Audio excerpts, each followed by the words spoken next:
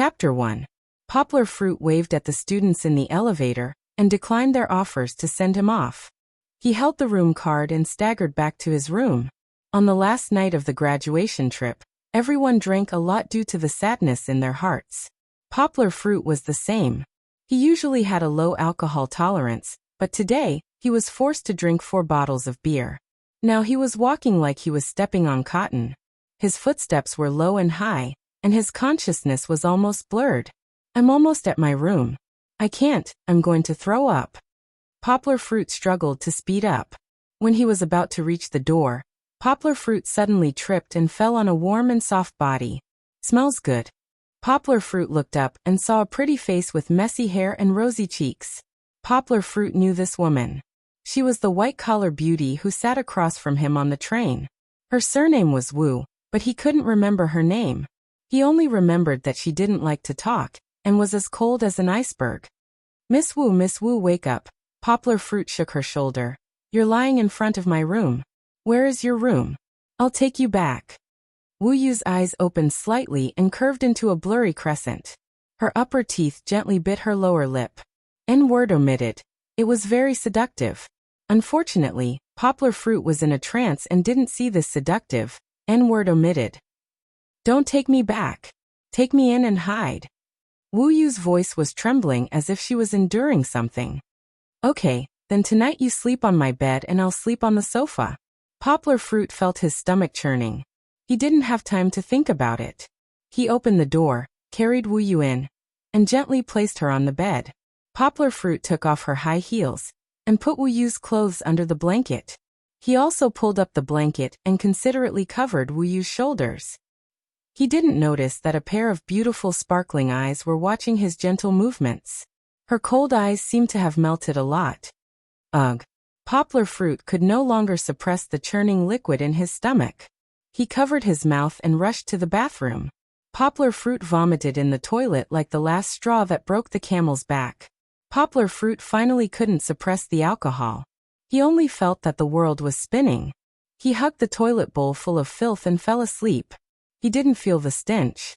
After an unknown amount of time, Poplar Fruit stood up in a daze. He smelled his clothes and fanned his right palm in front of his nose in disgust. He quickly stripped himself naked and threw his clothes into the bathtub. He had already blacked out. There was a beautiful woman lying on the bed, and he said that he would sleep on the sofa tonight. He had completely forgotten everything that had happened before. There was only a trace of consciousness left in his mind, and that was to go back to bed and sleep. Poplar Fruit climbed onto the bed without wearing anything and fell into a deep sleep. The night was quiet. Only the soft breathing of 2 people could be heard in the room. If it was only like this until dawn, the trajectory of the world would still be so dull and boring. Nothing would happen after that. However, things in the world were so strange. Although the drug in Wu Yu's body was a little slow, it still took effect. A thin and weak arm stretched out from under the blanket and hooked around Yanggu's neck. Without any explanation, the arm pulled. N-words are omitted here. Poplar Fruit was first N-word omitted, then N-word omitted. The 2 people who were immersed in joy didn't notice that the light in the room was distorted. A door was broken open out of thin air, and 2 people walked out. In fact, they couldn't be called people. They were actually floating in the air, stepping on white clouds. The one who looked older had a robe draped over his body. His hair and beard were white, and there was a light of wisdom between his brows. The other one was wearing armor and a crown of the golden-winged crow. He held a golden pagoda in his left hand. His body was tall and sturdy. His eyes were sharp and his aura was threatening. General Li Jing, we haven't come to the lower realm for a long time. The older one stroked his beard inside. It turned out that this general-like person was the famous pagoda-bearing Heavenly King Li Jing. He nodded and said, Yes, in recent years, the spiritual energy in the lower realm has been scarce. In addition, the heavenly rules have become stricter. No one is willing to come down. A day in the heavens is a year on the earth. We haven't come down for a few years. I don't know how many thousands of years have passed on the earth. It seems to have changed a lot. The 2 people didn't seem to have seen the good things about Poplar Fruit and Wu Yu. No matter how big the changes are, It's not suitable for us to stay for long when the spiritual energy is exhausted. It's only been a while, but I feel that a lot of spiritual energy in my body has been lost.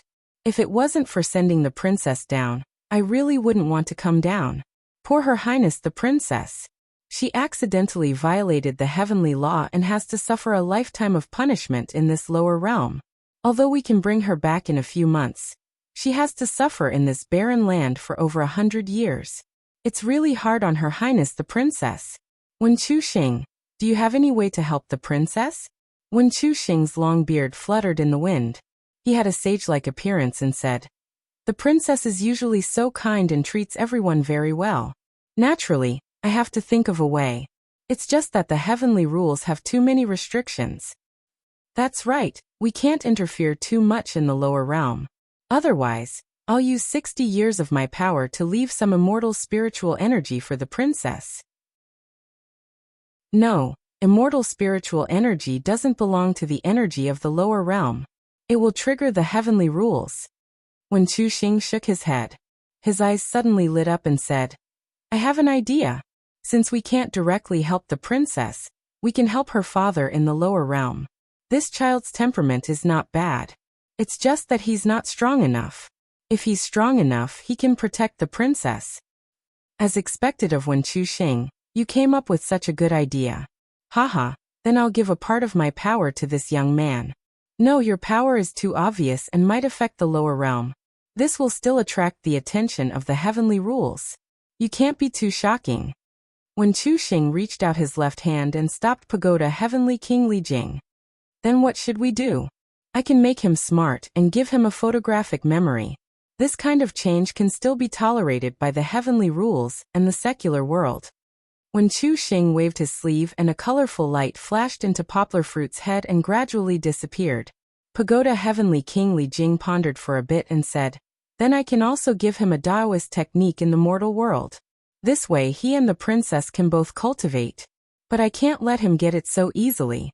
He can only get this technique if he is determined to protect the princess." He made a mudra with his right hand and pointed at the pagoda in his left hand. A light floated out of the pagoda and disappeared into Poplar Fruit's head without stopping. His mudra changed again, and a small door opened at the top of the pagoda. A much smaller figure came out and bowed slightly to the two before floating to Wu Yu's abdomen. "It's almost time. We should go," Wen Chuxing said. Pagoda Heavenly King Li Jing nodded, and the two walked into the door floating in the void. Another light and shadow twisted, and the room returned to its original state. The Wu Mountain was still there, and the rain and clouds were still there as if nothing had happened. More than an hour later, the battle finally died down. N-words omitted here. With a sound, N-words omitted here. The room returned to silence. After a long time, Wu Yu opened her eyes. Right now she looked like, omitting the N-word, Yang Gua. Her beautiful hair spread over Yang Gua's chest. In this quiet and dark room, she didn't say anything, but her beautiful eyes were no longer spirited, as if she was thinking about something in the dim light. Poplar Fruit was still in a drunken dream. He dreamt that he was with his girlfriend for the first time. He didn't know what his girlfriend said, or did that made him love her so much. In the dream the scenes changed very quickly. One moment, he was walking on a green land with a beautiful woman, and the next moment his girlfriend inexplicably wanted to break up with him. His mood suddenly fell into an abyss, and he chased after his girlfriend's train, but he was powerless to stop it. Poplar Fruit was struggling in the dream. In reality, he was also frowning and muttering to himself, "Xiaoran, don't leave me, Xiaoran." Wu Yu couldn't get up and reached out to touch Poplar Fruit's face. But in the end she didn't put her hand down. After a while, a long sigh came from the dark night. Wu Yu withdrew her hand. She began to fumble for her clothes, but they were kicked off and rolled to the ground in the madness. Wu Yu just touched the ground. Under the friction, she felt a force on her thigh. Her legs went soft, and she knelt on the ground. At this time, the strong Wu Yu could no longer hold back the tears in her eyes. Bean-sized teardrops rolled out of her beautiful eyes, streaking across her pretty cheeks and falling to the ground. The sound of sobbing didn't last long. Wu Yu stubbornly bit her lower lip. Her teeth left a bright red mark on it, and she didn't let herself cry. She raised her left hand, wiped away her tears, and put on her clothes. After tidying up for a long time, Wu Yu used the weak light of the phone to erase the traces of her existence in the room. Although it was extremely difficult for her to move, she still resolutely picked up her belongings and the cut sheets and staggered to the door. Just at the moment when she held the door handle, Wu Yu stopped. She hesitated for a moment, turned back, picked up Poplar Fruit's phone on the table, and wrote down Poplar Fruit's number. The door opened and closed gently. The beauty was gone. Only a little bit of fragrance remained, but it dissipated with the air conditioner running. That night, a lot of things happened in Poplar Fruit's room, but it also seemed like nothing had happened.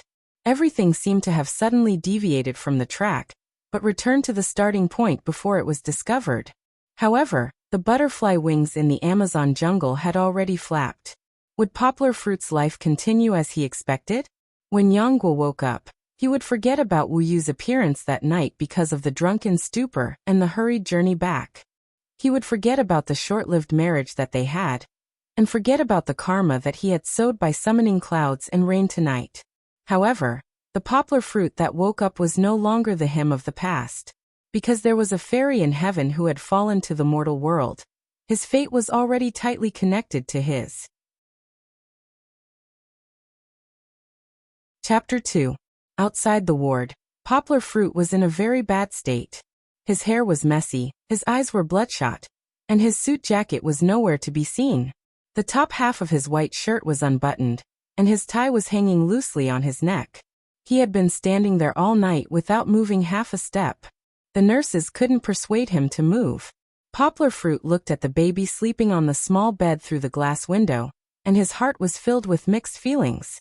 Things had to go back to yesterday afternoon. At that time, Yangguo was greeting foreign customers in the company. A phone call broke his peaceful life. The call was from a woman named Wu Yu. She said that his child was about to be born and asked him to come over quickly. What a joke! Poplar Fruit hadn't even broken through the last barrier of a girlfriend. He was still a virgin. How could he have a child?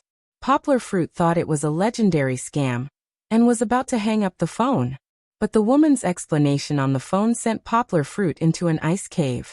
On the last night of the graduation trip, Poplar Fruit had sex with her. The memories of 10 months ago, which had been blacked out because of drunkenness, flooded back like a tide.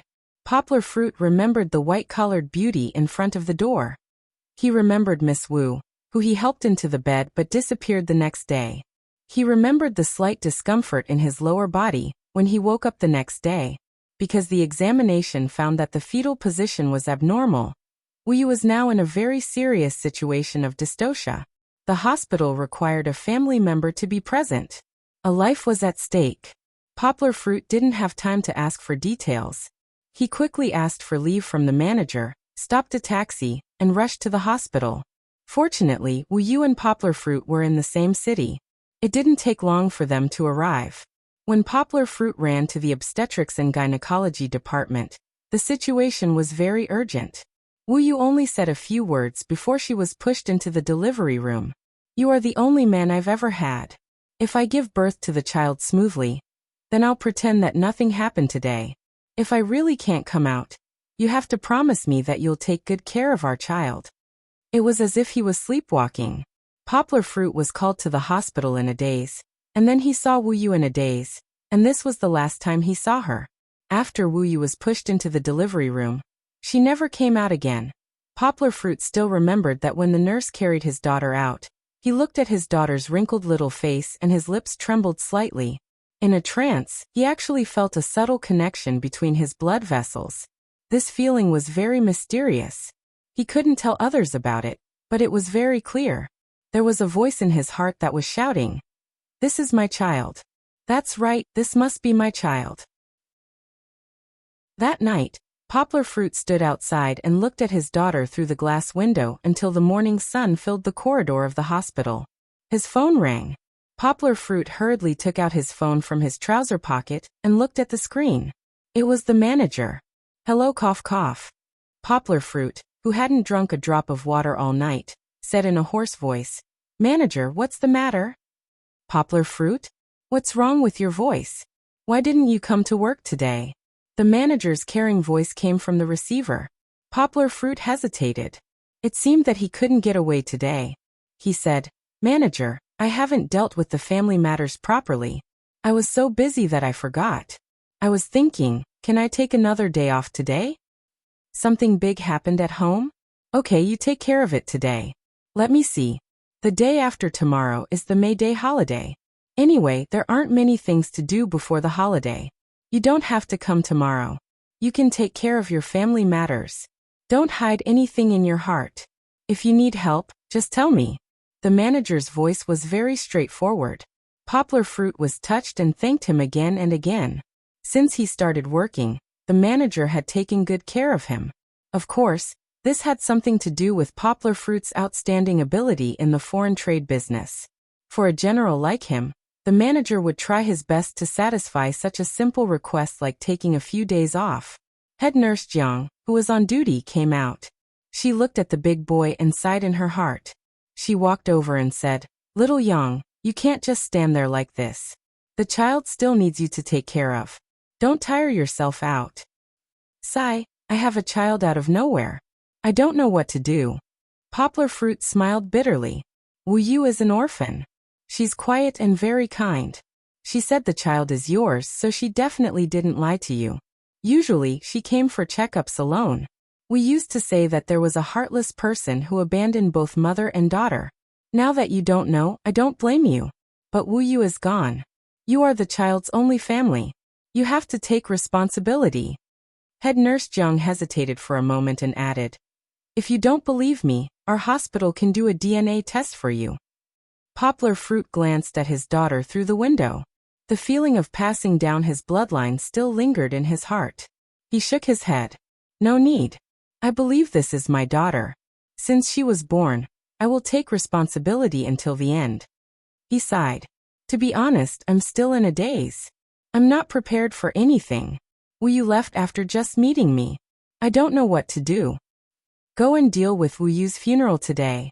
I'll ask the nurse to take care of the child for you. There are other mothers in the hospital. They can help feed the child, but this won't last long. You still have to be prepared to be both a father and a mother." Poplar Fruit nodded solemnly and followed head nurse Jiang to go through the procedures. The procedures were very complicated. After a while, it was already close to noon. Poplar Fruit was tired and hungry. He hadn't eaten since last night. Holding Wu Yu's belongings in his hand, he looked at his watch and said to head nurse Jiang, "Auntie Jiang, it's been hard on you. You've been working with me for half a day. Look, it's already lunchtime. Let me treat you to a meal." Head nurse Jiang waved her hand and said, "It's okay. This is our responsibility. There's no need for a meal." Poplar Fruit didn't let that happen. He said, "How can I do that? You're already off work, and you're still helping me. I have to treat you to a meal. Also, I want to ask you how to take care of my daughter." Head nurse Jiang hesitated for a moment and had to agree. "It's just a meal. Something simple will do. Otherwise, it'll be against the rules." Poplar Fruit took head nurse Jiang to a small restaurant near the hospital. He ordered a few dishes and told the boss to hurry up and serve them. He was starving. Poplar Fruit poured a cup of tea for head nurse Jiang. Before the dishes were served, he started chatting with her. "Auntie Jiang, you might not know about my situation, but this is how Wu Yu and I met."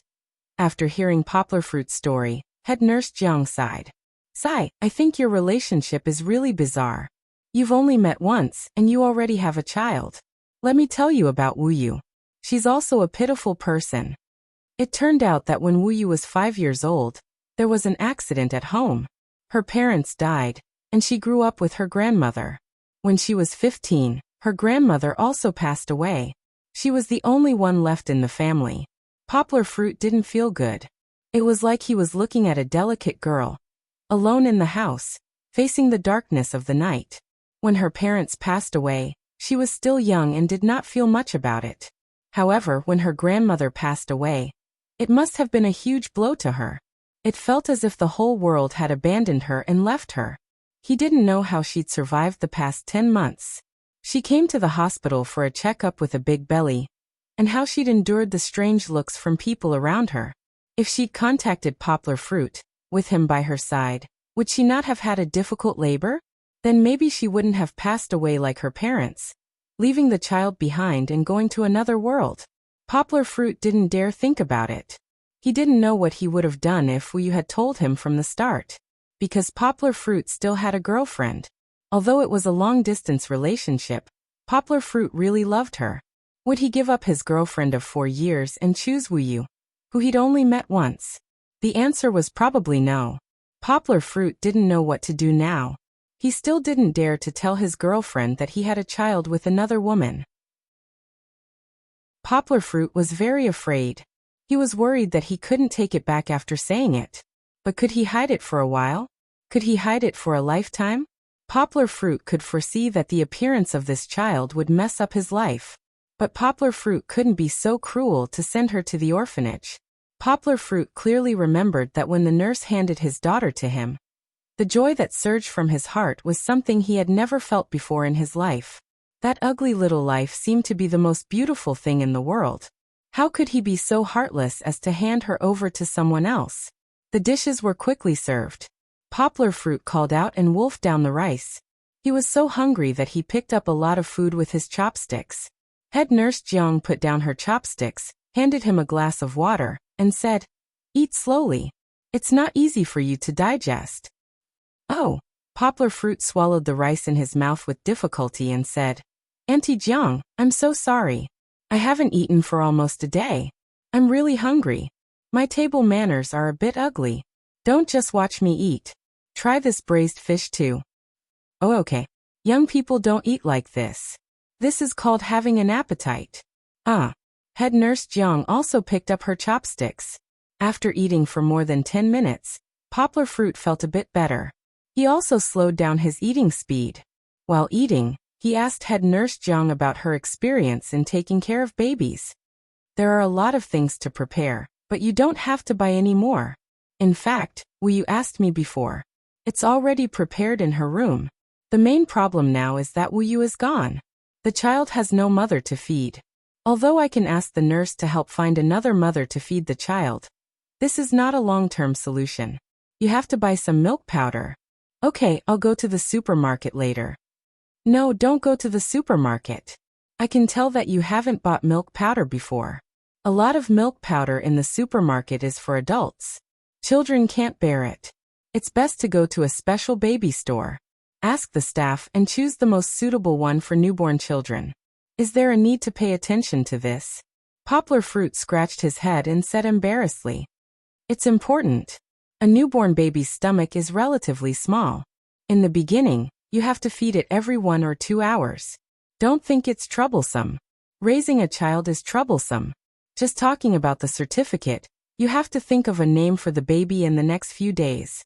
In a few days, you have to apply for a birth certificate for the baby.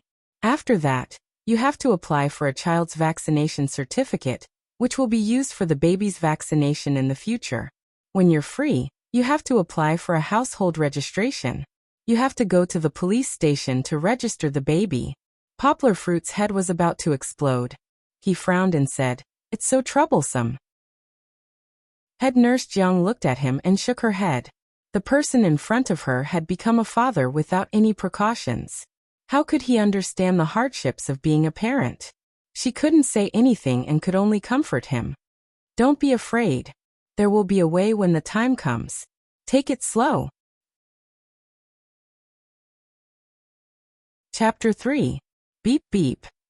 The bus kept changing lanes on the road. The driver honked the horn and scolded the private car in front of him for not moving fast enough. The passengers in the bus were sitting and playing with their phones, but the ones standing were swaying left and right. Their faces were pale as they gripped the railing tightly. The grumpy ones cursed from time to time. Standing in the middle of the bus, Poplar Fruit held the tab on his head with one hand, and Wu Yu's belongings with the other. He looked out the window blankly, turning a deaf ear to what was happening in and outside the bus. He was going to Wu Yu's place to see if there were any baby items he needed for the next few days. Yang Guo's feelings were complicated. He felt like he was dreaming. Wu Yu was very cold in his impression. At that time, they didn't communicate much on the train. The two of them didn't even speak more than 20 sentences. Yet, she had sex with him unconsciously, and even had a child with him. It was said that a child was the product of love, but did he and Wu Yu ever have love? Wu Yu's heart was pounding. Poplar Fruit was looking forward to Wu Yu's boudoir. For a girl like Wu Yu who had suffered the loss of her family since she was young, her iceberg side might just be a ribbon that tightly wrapped her fragile heart. She lost her family and couldn't escape the fate of a beautiful woman. But Poplar Fruit wanted to know how Wu Yu had lived all these years. Holding the address given by the hospital, Poplar Fruit came to the door of Wu Yu's rented house.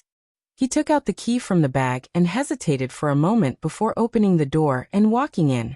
Opening the door, Poplar Fruit saw a sea of pink. The slippers were pink, the tablecloth was pink, the curtains were pink, the sheets and quilt were pink. This was a girl's room. Poplar Fruit found it hard to believe. Wu Yu was very mature and cold outside, but in private, she was like a child. Half of the small bed was occupied by a huge plush bear pillow. Poplar Fruit had read a psychology book before. It said that people who liked to sleep with stuffed animals felt insecure. Poplar Fruit now felt that this sentence was a complete psychological portrayal of Wu Yu. There were no male slippers in the shoe cabinet. It seemed that the owner had never had a male guest before. Poplar Fruit had to change into a pair of female slippers. The room was very tidy, but also very monotonous. There was only a bed, a desk and a dining table. There was a covered laptop on the desk, and a row of books were stacked against the wall. Some of the books were about pregnant mothers and babies, and there were bookmarks on them. Poplar Fruit picked up one of the books, and saw that there were a lot of notes in the book. There were 2 baskets on the dining table. One contained the owner's tableware, and the other contained a lot of baby utensils, bottles, nipples, bowls, and spoons. They were all clean, and the sunlight slowly refracted through the window, spreading out a little bit of light. He hadn't noticed it before, but it turned out that there was a baby bed placed against the wall at the foot of the bed. The wood of the guardrail was very smooth, and the inside of the bed was surrounded by a thin cushion. Even the small pillows were all adorned with cute Winnie the Pooh pictures. There were a few sets of baby clothes stacked next to the quilt.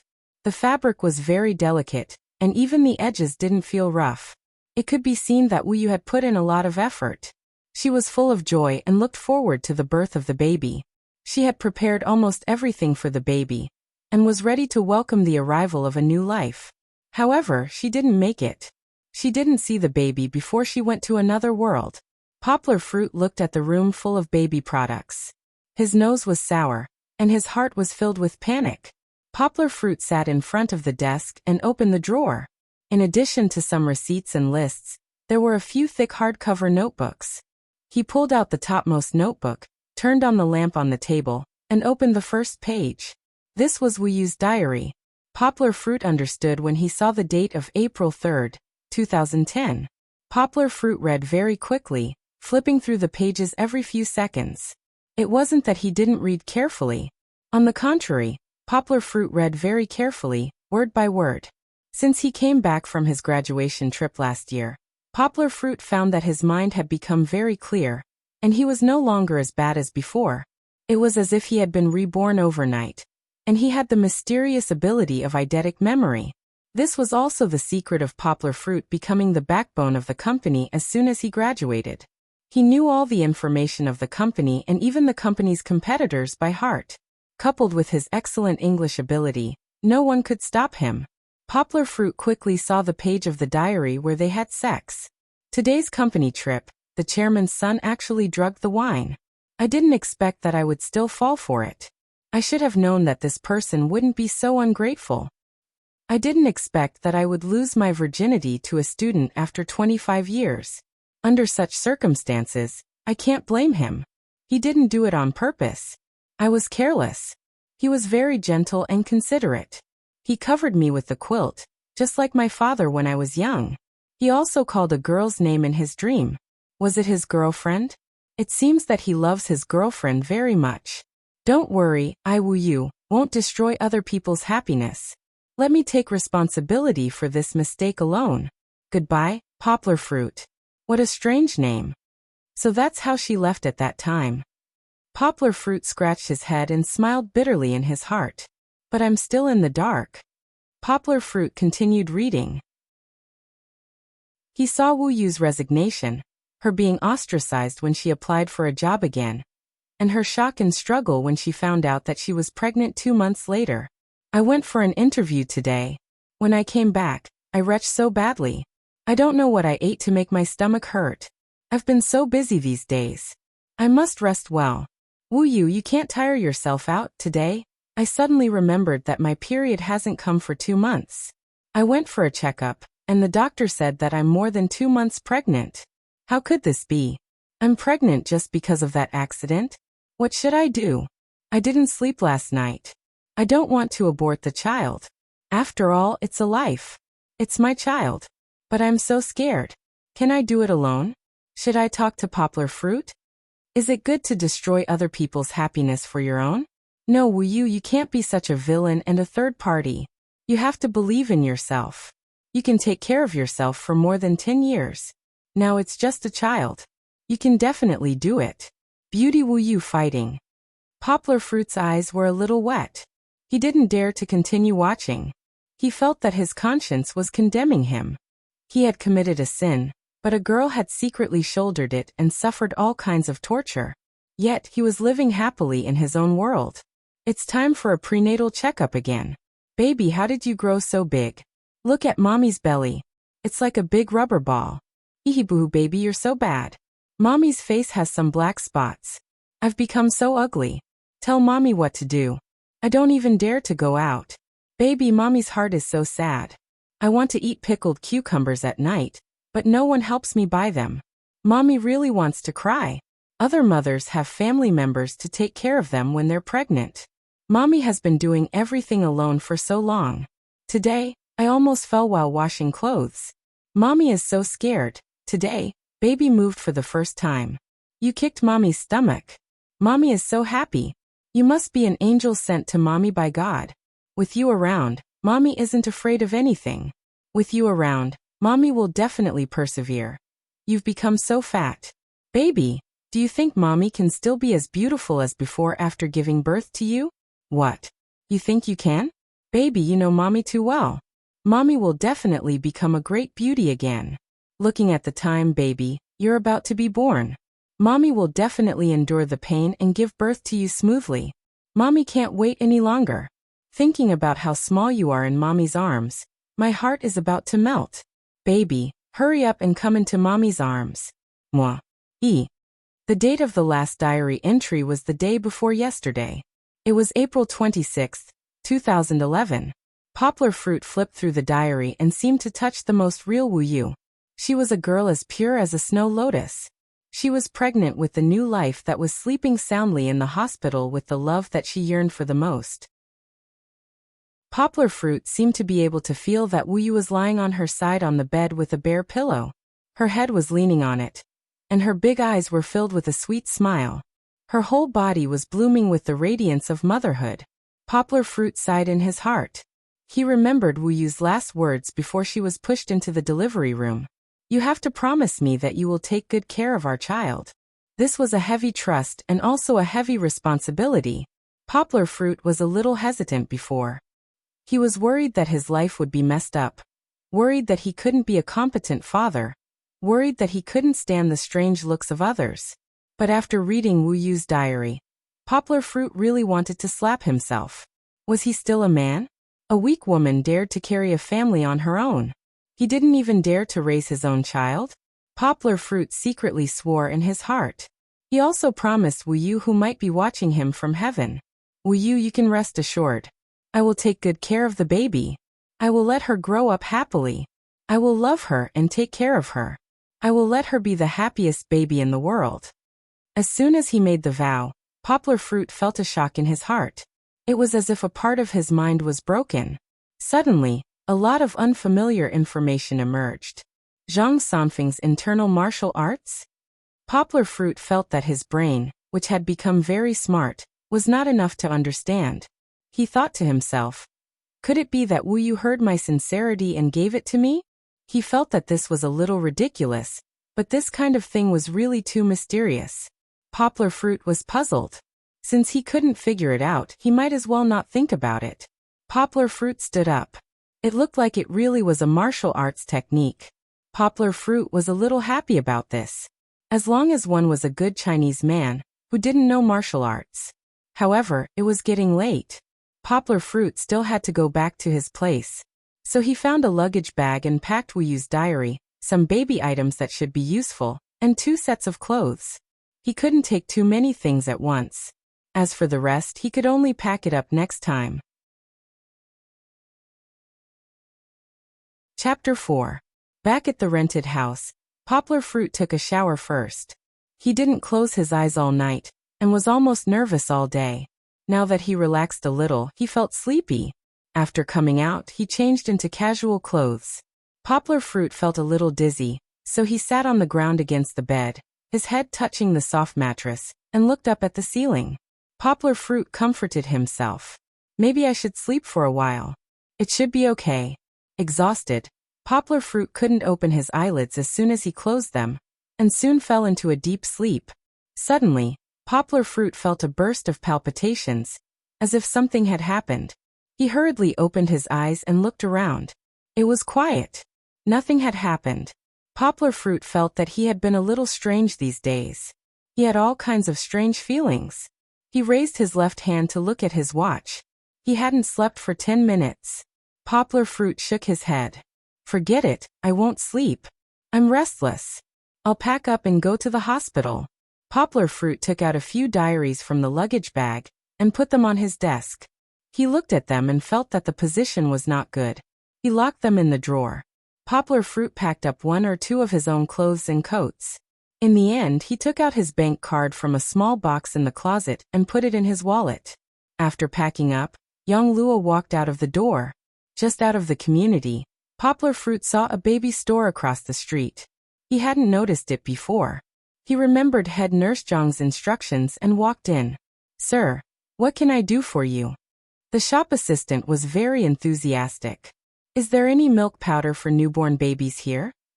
"Yes, this row is filled with milk powder suitable for babies aged 0 to 6 months. Poplar Fruit looked at the milk powder on the shelf. There were cans and bags. There was a dazzling lineup. He was almost dazzled. Some brands he had never even heard of. He quickly asked, "Can you recommend them?" "Yes, sir. Do you want to choose domestic milk powder or imported milk powder?" The shop assistant nodded and said, "I think it's better to import it. I'm a little worried about domestic ones." Poplar Fruit was referring to the melamine incident a few years ago. The difference between domestic milk powder and imported milk powder was too big. Poplar Fruit didn't want his baby to become a big-headed baby. "Hee, sir, you're really thoughtful. We import milk powder from Germany, Australia, and the Netherlands. The quality is very reliable. Look at this German Fubao milk powder. The cows eat pure natural forage, rich in vitamins and minerals, which can strengthen the baby's immune system and promote the growth of the baby's teeth and bones." Looking at the price of the Poplar Fruit, a small bag actually costs more than 400 yuan. "How long can this bag of children last?" Poplar Fruit asked fearfully. "This bag is 600 grams. Your baby has just been born and needs to eat 6 or 7 meals a day. Based on the calculation of 2 spoonfuls per meal, this bag can last for about 6 to 7 days. Poplar Fruit was speechless. More than 400 yuan a week, more than 1,600 yuan a month. This food standard was much higher than his. Looking at the milk powder from other countries, the price was about the same. The shop assistant's observation ability was quite good. She saw Poplar Fruit's hesitation and whispered, "Why don't you look at domestic milk powder? A can of Ely milk powder only costs 200 yuan, but it's 900 grams. Poplar Fruit shook his head. How could this work? Even if he ate steamed buns, he had to let the baby drink milk. He was about to speak, but suddenly he felt his heart palpitate again. This time it was much clearer. Poplar Fruit frowned and looked in the direction of the hospital. Something happened to the baby? He felt very irritated and couldn't wait to fly to the hospital immediately. He didn't have time to talk. He quickly picked up a bag of Fubao, ran to the cashier to pay, and hurried to the side of the road. There was no time to wait for the bus. Poplar Fruit reached out to stop a taxi and rushed to the hospital. It was already evening. and the lights of the metropolis were just coming down. The neon lights and the car lights formed a beautiful picture, but Poplar Fruit was not in the mood to appreciate it. He kept urging the driver to drive faster. After paying the taxi, Poplar Fruit carried the luggage and rushed to the obstetrics and gynecology department. As soon as he rushed to the obstetrics and gynecology department, he saw head nurse Jiang. Head nurse Jiang's face was very ugly. She scolded him. "Where have you been for so long? I called your phone, but it was turned off. I thought you left the baby and ran away." Poplar Fruit took out his phone and found that the screen would not light up. He pulled head nurse Jiang and hurriedly said, "I didn't notice that the phone was out of battery. What happened to the baby? Did something happen?" Head nurse Jiang's face softened a little.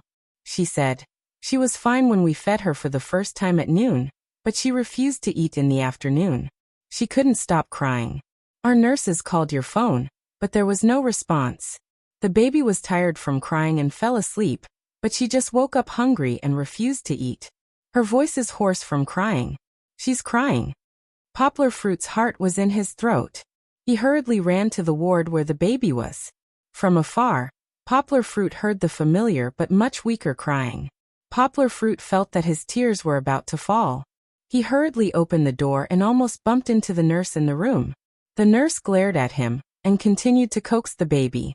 Poplar Fruit's right hand loosened, and the luggage fell to the ground. He didn't care. He stretched out his hands and said softly, "Nurse, let me try." As if hearing Poplar Fruit's voice, the baby's crying suddenly stopped. Seeing this, the nurse gently placed the baby in Poplar Fruit's arms and said, "Raise your left arm. Yes, protect it well. Be careful." Poplar Fruit looked at the pale baby in his arms, and his heart was full of regret. "If only I came back earlier. I shouldn't have taken a nap. I shouldn't have done that." Poplar Fruit gently shook the baby and said, "Baby, don't cry. Baby, don't cry. Daddy is back. Daddy will never leave you again. Don't cry." The baby's furrowed brows slowly relaxed. Her breathing, which had started with a little sobbing, gradually calmed down. The baby's eyelashes were very long, like little fans. She was very cute. As if she felt Poplar Fruit's gaze, the baby's eyelids moved. Her eyelashes gently lifted from the tears on her cheeks, and she slowly opened her eyes. Her eyes weren't open very wide, but it was enough to see her beautiful eyes, which were like black pearls. Poplar Fruit's mouth opened. He didn't use his other hand to cover it. He was overjoyed. The baby was. The nurse next to him answered for him. "Hey, the moment you came back, not only did the baby stop crying, she even opened her eyes for the first time." Poplar Fruit's mouth moved, but no sound came out. He and the baby looked at each other, and the first person the baby saw was him. Poplar Fruit was so happy that he couldn't speak. At this moment, the baby only had eyes for him, and he only had eyes for the baby. It was as if they were isolated in an independent space. There were no nurses or other children on the beds. They were the only ones left in the world. The baby's mouth also opened slightly. Was he smiling through his tears? Perhaps because she was too hungry, the baby didn't have the strength to keep her eyes open. After a while, her eyelashes gently closed again and she hummed. "Let me do it. The baby needs milk." The experienced nurse took the baby from Poplar Fruit's arms and walked to another room. A kind mother took the baby. Poplar Fruit quickly thanked her, and then turned around with a red face, causing a burst of laughter in the room. At this time, head nurse Jiang also came over and said to him, "The mothers in the hospital don't have much milk. You have to be prepared to use milk powder instead. Make milk powder for the baby at night. This way she can get used to it as soon as possible." Poplar Fruit nodded and said, "Okay, I just bought milk powder for the baby. Auntie Jiang, let me tell you, when the baby opened her eyes just now, the first person she saw was me, haha." Head nurse Jiang laughed and said, "Look at how happy you are. You don't know that when you didn't come back just now, the baby kept crying, and we were all scared. As soon as you came back, the baby stopped crying. Look, this is the embodiment of the blood bond between the parents and the child." Yes, I was wrong. I shouldn't have been out for so long. The baby will be discharged in a few days. You should stay in the hospital for the next few days. I'm worried that the baby will wake up at night and cry again when she doesn't see you. I'll ask my colleague to get you a bed in the accompanying area. You can also learn how to take care of the baby, and you won't be in a hurry when you go back. Yes, I'll do as you say. Tonight, the baby is going to take her first bath. Don't run around. You have to watch over her. Poplar Fruit straightened his back, put his feet together and shouted, Yes, sir. You silly boy, don't shout in the ward. Poplar Fruit's head shrank back, causing the room to burst into laughter again. The baby went back to sleep after drinking the milk. Poplar Fruit followed a nurse to go through the accompanying procedures. Although head nurse Jiang helped to arrange it, he still had to pay the fees. Poplar Fruit carried his luggage to his bed, which was only a corridor away from the baby's room. Poplar Fruit knew that head nurse Jiang must have helped to arrange this. The nurse handed him a key to a locker next to the bed. Poplar Fruit first asked the nurse for a bag.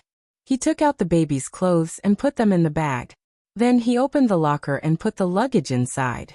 Because he forgot to bring his phone charger, Poplar Fruit borrowed a universal charger from the uncle next to his bed.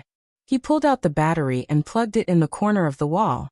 He raised his hand to look at his watch. It was only a little over 7 o'clock.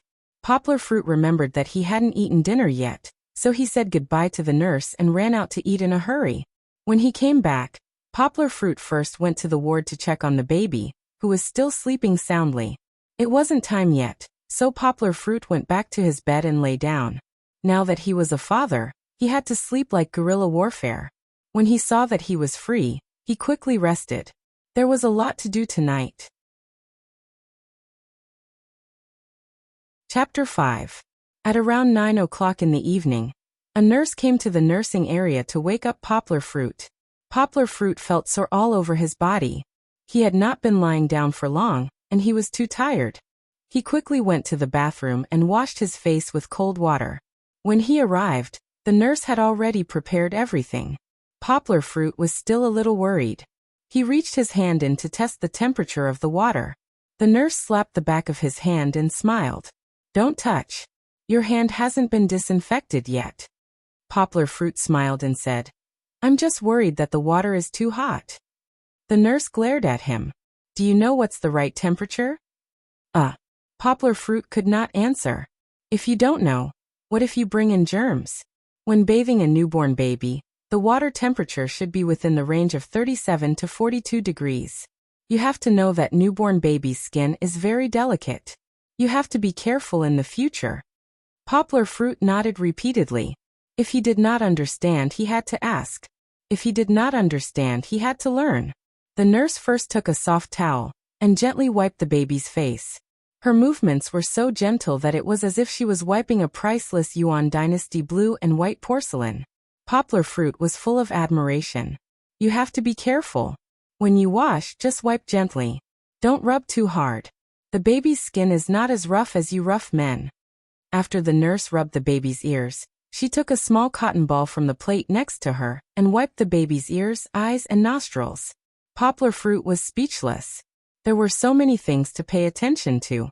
At this time, the nurse took off the baby's swaddling clothes. She first picked up a wet towel and wiped the baby's little butt with soap. At this time, the baby was a little uneasy and began to struggle in the direction of Poplar Fruit. Poplar Fruit, stand closer. Let the baby see you so that she can be at ease. Poplar Fruit hurriedly squatted and softly coaxed, Baby, don't be afraid. Daddy is here. After a while, the baby finally calmed down. The nurse gently let her sit in the water.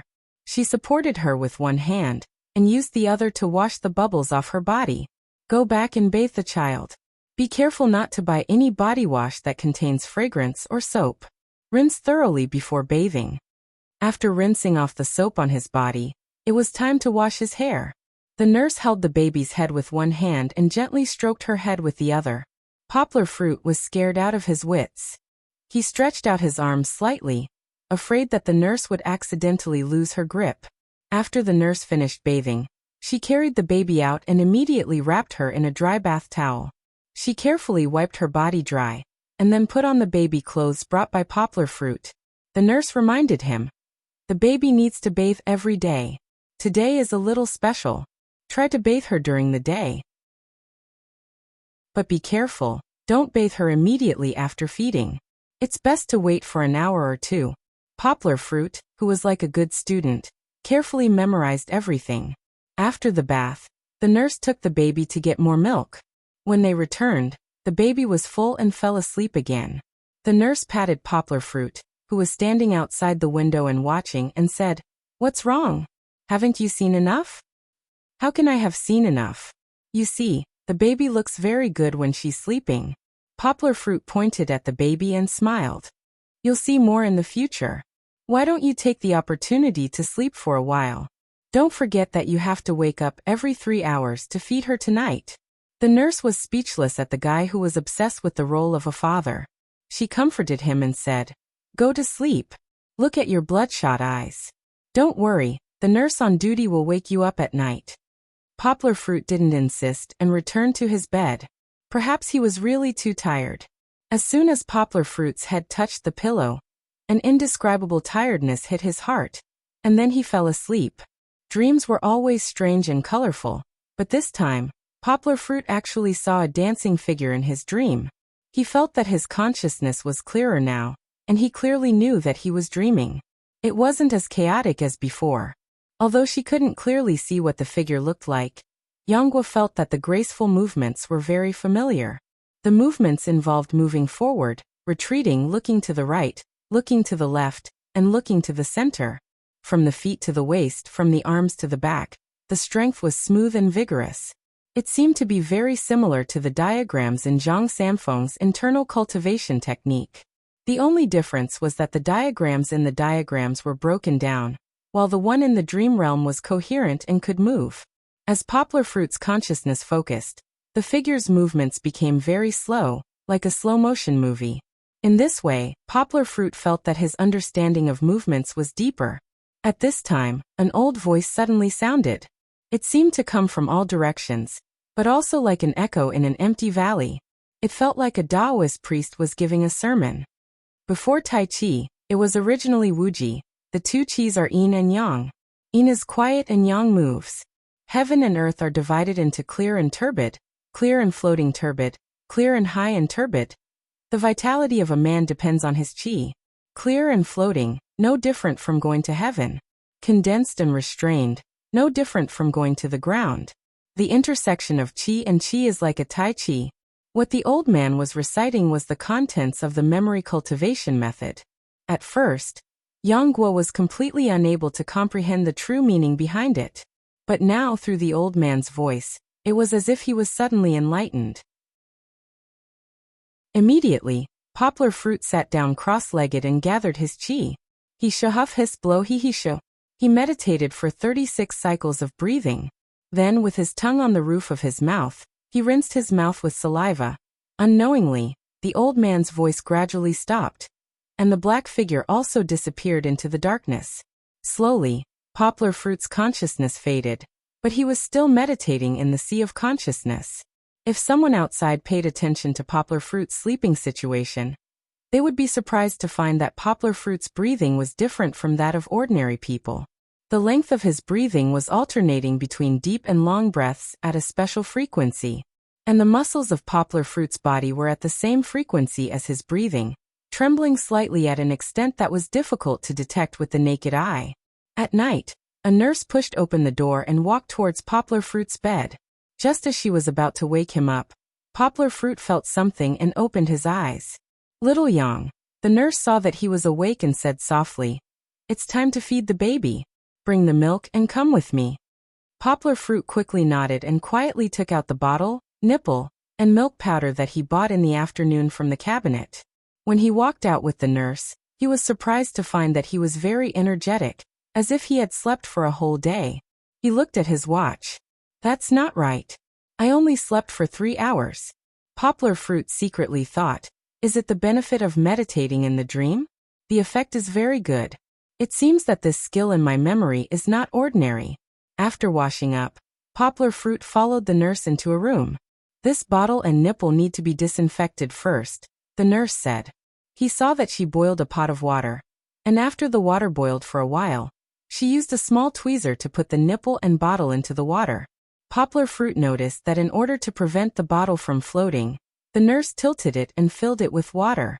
After 3 minutes, the nurse first took out the nipple, filtered the water, and put it on the tray next to her. After another 2 minutes, she also took out the bottle, filtered the water, and put it next to the nipple to cool down. The nurse picked up the milk powder that Poplar Fruit brought, looked at the introduction, and said to Poplar Fruit, "For this milk powder, add 2 spoonfuls at a time." After the bottle cooled down, she poured 40 milliliters of water from the kettle and explained, "The water used to make the milk powder needs to be about 40 to 50 degrees Celsius. Pay attention in the future. If you're worried that you can't feel it correctly, it's best to use a thermometer. For the first time, pour in 2/3 of the water." The nurse used a spoon to scoop 2 spoonfuls of milk powder into the bottle, closed it tightly and shook it vigorously. At this time, add the rest of the water. She poured in another 20 milliliters of hot water and shook it evenly. You can't give it to the child now. It has to be a little cooler. After a while, the nurse touched the bottle, and then dripped a drop from it on her hand. She said, "It's about the same temperature, about 30 degrees. Try it." She also dripped a drop on Poplar Fruit's hand, smiled and said, "You can try it too." Poplar Fruit blushed and tasted it. It was too little, and he didn't feel any taste. The two of them walked to the ward where the baby was. The other children in the ward were brought to their mother's side at night, and it was particularly quiet at this time. As if she felt that there was something delicious, the baby opened her little round eyes and made a sound from her mouth. The nurse was a little surprised and said, "Your child is very obedient today. You know that children cry a lot when they're hungry at night." Poplar Fruit said a little proudly, "My baby won't cry as long as her father is here." The nurse smiled and said, "The baby is so affectionate with you." Poplar Fruit was very happy to hear that. The nurse wrapped the baby in a small blanket and carried her out. She picked up the bottle with her left hand and fed it to her. Poplar Fruit looked at it with envy and whispered, "Nurse, let me try it, let me try it." The nurse smiled and very gently pulled the tightly held pacifier out of the baby's mouth. She first handed the baby, who was making a sound of dissatisfaction, to Poplar Fruit's arms, then held the bottle and said to Poplar Fruit, "You have to be careful when you feed her. The bottle has to be tilted like this, or there will be air in the mouth." Taking the bottle, Poplar Fruit followed the nurse's instructions and put the pacifier to the baby's mouth. He said gently, "Baby, it's time to drink milk. Quickly open your mouth." The baby was very obedient. She opened her mouth and sucked in the pacifier. With milk to drink, her thin eyebrows also relaxed. Poplar Fruit saw that as the baby sucked and swallowed in small mouthfuls, her delicate nose also moved up and down. It was very cute. The baby also had a faint milky fragrance on her body. It was very pleasant to smell. During the day, the baby's face was still wrinkled. After a day of rest and a bath at night, the baby's skin finally relaxed. Her face was no longer pale blue, due to malnutrition. She looked white and tender. Her facial features were also much better. Poplar Fruit felt that the baby's eyebrows were very similar to his childhood photos. Her nose and mouth should be similar to Wu Yu's. He didn't know if it was because a father had eyes for beauty.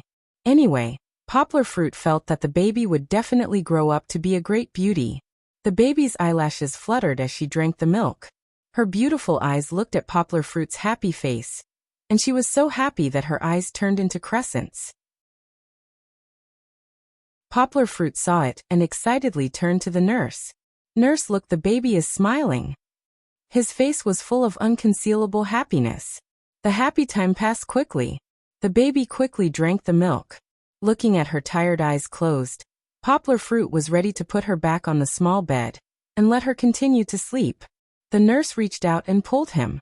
"Hey, wait, it's not over yet." It turned out that after the baby drank the milk, he had to hold her upright and pat her. This can let the baby breathe in air out. Otherwise, she will be easy to burp. Under the nurse's guidance, Poplar Fruit gently patted the baby's back. Although it was called patting, it was actually a little more than stroking. Poplar Fruit was worried that if he moved too much, he would hurt the weak baby. That night, Poplar Fruit also got up once to feed the baby. Although it was more torturous, Poplar Fruit enjoyed it. Chapter 6. Creak. Bang. A door was pushed open, and Yonggwa reached out to turn on the lights in the room. He hugged the baby, who was wrapped up tightly, with only his small nose and eyes exposed. He laughed and said, "Dang dang dang dang baby, this is our home. Look, do you like it?" Today was May 1st, Labor Day. The baby could finally leave the hospital. As a matter of fact, Yonggwa had brought her back early in the morning. Poplar Fruit had taken some time to deal with Wu Yu's funeral arrangements a few days ago. He moved the baby's things back and redecorated the room. Poplar Fruit rented a one-bedroom apartment. The apartment was located in a residential area of a public institution. The environment was good, the lighting was good, and the decoration was very comfortable. The rent was not expensive. It was only 800 yuan a month for 50 square meters. In a big city like Yangcheng, it was like cabbage. At that time, Yonggwa had received the house from a good senior when she graduated. Her senior had left a lot of furniture inside. Poplar Fruit put the things away first. Then he unwrapped one of the 2 layers of quilts wrapped around the baby and put her on the bed in the bedroom. He was worried that the baby would catch a cold on the way home. Now that she was home, there was no need to cover her so tightly. "Baby, look, this is your little bed. Look, isn't it beautiful?" Poplar Fruit pointed to the crib next to his bed and said to the baby, "Your mother bought this for you. Sai, you haven't seen your mother yet, have you? Your mother is also a pitiful person." Poplar Fruit took the baby to the desk. He opened the drawer and said, "It's okay.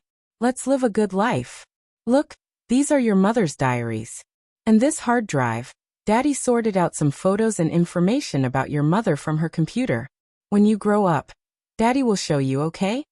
The baby was too young to understand the sadness of an adult. She thought it was something fun and waved her little hands and cried. Poplar Fruit shook off his emotions. He closed the drawer and said with a smile, "Let's go to the living room." The living room was the same as the bedroom. It was very clean, and the floor was spotless. Although Poplar Fruit had purposely cleaned his house before, he was a bit of a clean freak. This kind of person would feel uncomfortable if he didn't clean his house for a few days, so he usually kept his house very clean. This is Dad's computer. It's a new Lenovo desktop. This computer was originally installed in the bedroom. Poplar Fruit felt that the radiation from the computer was not good for the baby's health, and he had to make room for the baby's crib, so Poplar Fruit simply moved out the long computer table. There was no TV in the living room. The previous owner had not installed one, and Poplar Fruit felt that it was enough to have a computer, so it did not waste money to buy a TV for decoration. The computer desk was placed where the TV cabinet was originally. The length was just right. There was a big cabinet next to it. Poplar Fruit opened the cabinet door on the right. There was a stack of baby clothes and a stack of soft towels neatly arranged inside. There were also 2 bags of diapers outside. "Look, these are your clothes. Yesterday, Dad went to buy 3 more sets for you. They're all Disney brand goods. It cost Dad 300 yuan. Baby, do you like them?" "Yay." The baby responded with a confused monosyllabic sound. "Hee, Dad will take that as a yes." Poplar Fruit closed the cabinet door with a smile and turned around. In the middle of the living room was a 3-piece sofa set. It was said that the original owner had not used it for more than 3 years. But Poplar Fruit specially went to buy a softer and more plush sofa set. He laid the baby down on the sofa. He leaned against the side, his neck against the back of the sofa, and tilted his head to look at the baby. "Comfortable?" Poplar Fruit stretched and smiled. This sofa was left to Dad by the uncle who used to live here. You don't know, but every time your Uncle Mosquito came to Dad's place to play, he liked to occupy this big sofa. Mosquito was Poplar Fruit's best friend in university. He was a local of Yangcheng, and his name was Song Jiwen. This guy was considered the second generation of a small government official, but he was quite forthright and did not put on airs. When he was in university, he and Poplar Fruit skipped classes, played basketball, and stayed up late to play games together. Before he graduated, he was a civil servant. Now his life was quite comfortable, but he still lived at home. The feeling of living at home, in his words, was confinement. Therefore, Song Ji-wen usually carried his computer over to Poplar Fruit's place to play on the weekends. The living room was relatively large.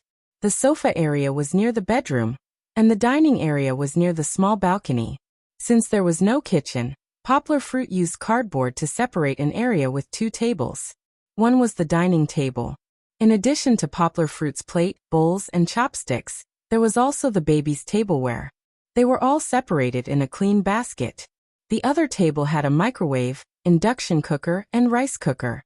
The microwave and rice cooker were left behind by the original owner, and the induction cooker was bought by Poplar Fruit.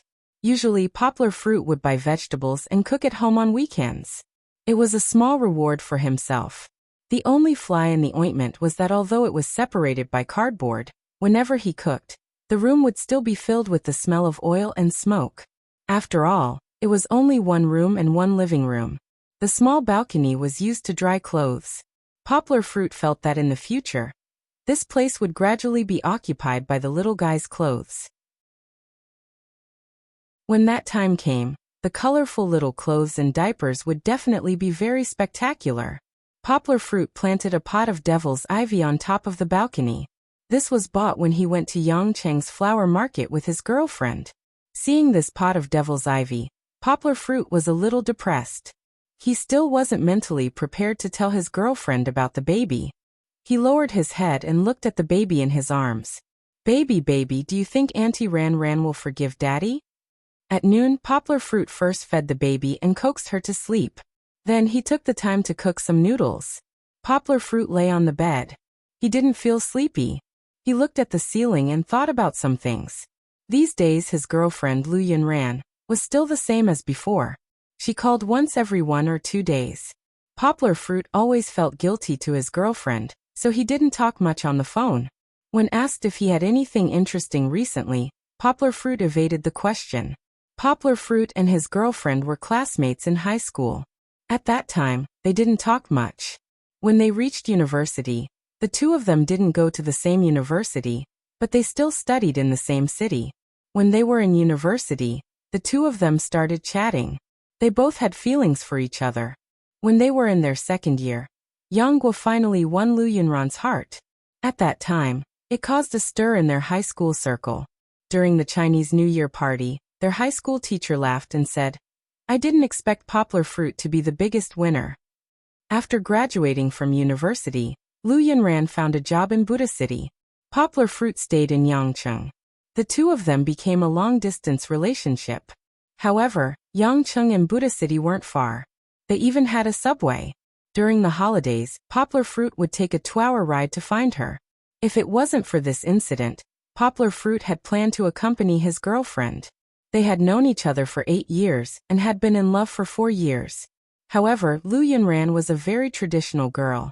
Poplar Fruit had only held her hand until now. When he was chatting with Song Ji-wen even laughed at his lack of firepower, stopping after taking down the first base. It was also because of Lu Yunran's traditional personality that Poplar Fruit felt uneasy. Would she accept that her boyfriend had a child with another woman? Poplar Fruit felt that the possibility of Mars crashing into Earth was higher than this. Poplar Fruit had a headache thinking about this. He felt frustrated and couldn't sleep. Since he couldn't sleep, Poplar Fruit got up and sat on the bed to meditate.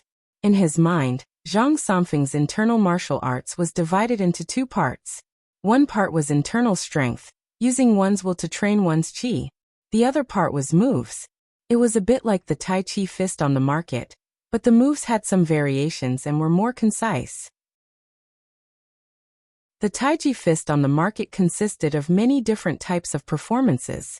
Yang Guo had only learned 13 styles, each of which contained countless variations and countless combinations.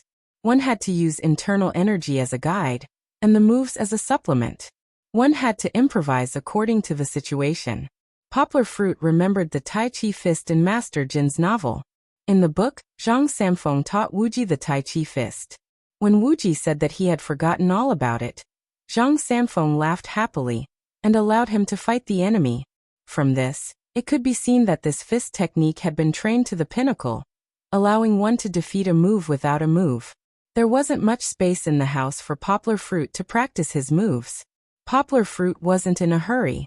It wouldn't be too late to practice his moves after he had mastered the basics of internal strength. Having said that, Nigong is indeed an extraordinary thing. Yanghua can meditate during the day and cultivate at night. Her body can also circulate autonomously during the night. One of the benefits was to concentrate and refresh himself. Poplar Fruit found that he only needed to sleep for 3 hours a day to be fully recovered. This was also the reason why he could maintain a good condition even though he had to breastfeed and change the baby's diapers every day. There was another benefit that Poplar Fruit had discovered. Just now his mind was in a mess and he was anxious. After meditating for half an hour, his mind gradually calmed down. It was similar to the self-enlightenment of Buddhist meditation. Perhaps there were other benefits, which were left for Poplar Fruit to discover in the future. The baby was still sleeping. Poplar Fruit had nothing to do, so he went to the living room to surf the web. Poplar Fruit suddenly remembered that the baby hadn't been named yet. He had been so busy these days that he had forgotten. When he had just been discharged from the hospital, head nurse Jiang had specially told him to go back and quickly think of a name. He had to get a birth certificate for the baby. Poplar Fruit checked the internet. There were many naming websites, but he couldn't find one that he liked. Poplar Fruit ran to the room, took out the dictionary, and began to flip through the pages. Yang'an. And Jing? No Anya? I don't like it. Oh. Wait, Angie Angel. Didn't Wu Yu say in her diary that the baby was an angel given to her by God? Poplar Fruit, who had an extraordinary memory, remembered every sentence in Wu Yu's diary at a glance. But the name Angie is too common, and it doesn't sound like a name from China. Angel Los Angeles. Right, isn't Los Angeles called Los Angeles? Lost angel means fallen angel. Baby isn't a fallen angel, but the most beautiful angel that fell into the mortal world. Why don't we call her Luo Qi? Poplar Fruit shook his head again and muttered to himself. It has to be changed. Change the character Luo to Luo next to the character Wang. Luo has the meaning of beautiful jade. Let's call the baby Luo Qi. Young Luo Qi, that's a good name. Poplar Fruit ran back to the baby's bed, knelt on the ground, and leaned over the guardrail to look at the sleeping baby. He reached out to touch the baby's tender little face and said softly, "Baby, you'll be called Young Luo Qi from now on, okay? Kiki, do you like the name Daddy gave you?" Maybe it was because Poplar Fruit touched her little face, but the baby's mouth moved slightly. Poplar Fruit smiled happily and said, "Daddy will take that as a yes. It's decided that you'll be called Young Luo Qi from now on. Daddy's little angel." Chapter 7. In the afternoon, Kiki woke up. Poplar Fruit wrapped her in a small blanket and carried her out of the bed. The milk was already heated in the living room, and the milk bottle was soaked in the hot water to keep it warm. Poplar Fruit held Kiki firmly with his right hand and took out the milk bottle with his left hand. He wiped the water droplets on the bottle with a clean cloth next to him.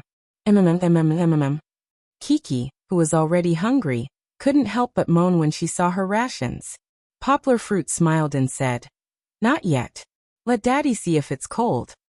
He dripped a few drops on the back of his right hand to feel it. It was almost done.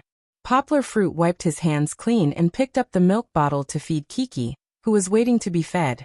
Kiki happily drank the milk in small sips, and her small eyes were focused on the milk bottle in front of her. She really couldn't take her eyes off it. As if she was worried that the milk bottle would suddenly fly away. Poplar Fruit didn't dare to move. He didn't know how to find a sofa to sit down, so he just stood there and waited on her. Fortunately, Yang Gua had practiced kung fu, and the baby wasn't very heavy now, less than 4 kilograms. If it was another father, he wouldn't be able to hold on for more than 10 minutes with one hand holding the baby in the air. After feeding Kiki, Poplar Fruit sat on the sofa with her in his arms. He picked up a book on the coffee table and began to flip through it. This book was brought back from Wu Yu's house, and it was about parenting. Perhaps it was because of the colorful pictures in the book. Kiki began to feel a little restless, and she moved in Poplar Fruit's arms. "Kiki, do you want to read it too?" Poplar Fruit brought the book closer, and Kiki quieted down. Her small eyes blinked, and she curiously read the book with her father. She didn't know what happy things she thought of, but she suddenly giggled, and her voice was as light and pleasant as a wind chime. Poplar Fruit deliberately slowed down the speed of flipping through the book, and he picked out the key points while reading. Too little sleep makes you stupid. What kind of title was this? Why was it so sensationalist? Baby, look here. For children who were in the growth period, sleep could not only relieve fatigue and allow the child to rest, but it could also promote the growth of bones and intelligence. If the child slept less or had poor sleep quality, it would harm the child's growth and development and physical fitness. Look, you're sleeping at least 18 hours a day now. Poplar Fruit did some calculations. Kiki could be said to be eating and sleeping. She woke up a little longer during the day, but overall, she slept about 19 hours a day, which was considered to have reached the standard. As he flipped through the pages, Poplar Fruit came across a particularly interesting item. Baby touch? Baby petting was not a new term. In fact, it had been popular overseas for a long time.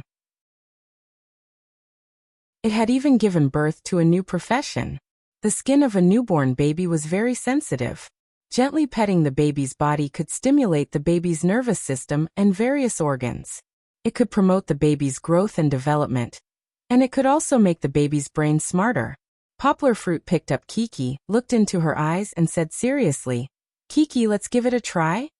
He did as he said, but before that, Poplar Fruit first gave her a bath. After drying the water, the naked Kiki was wrapped in a small blanket and carried to Poplar Fruit's big bed. "Okay, everything is ready. Let's start." Poplar Fruit smiled. Kiki didn't understand, but she waved her little hands and kicked her little feet. "Don't worry, Daddy will give you a massage before you put on your clothes." Poplar Fruit recalled the steps explained in the book. He picked up the baby lotion next to him and squeezed a little on his hand.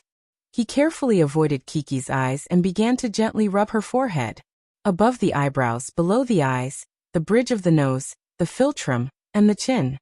Poplar Fruit also gently traced a smile line along the corner of Kiki's mouth. "Baby, you have to smile more often in the future. Daddy really likes to see you smile."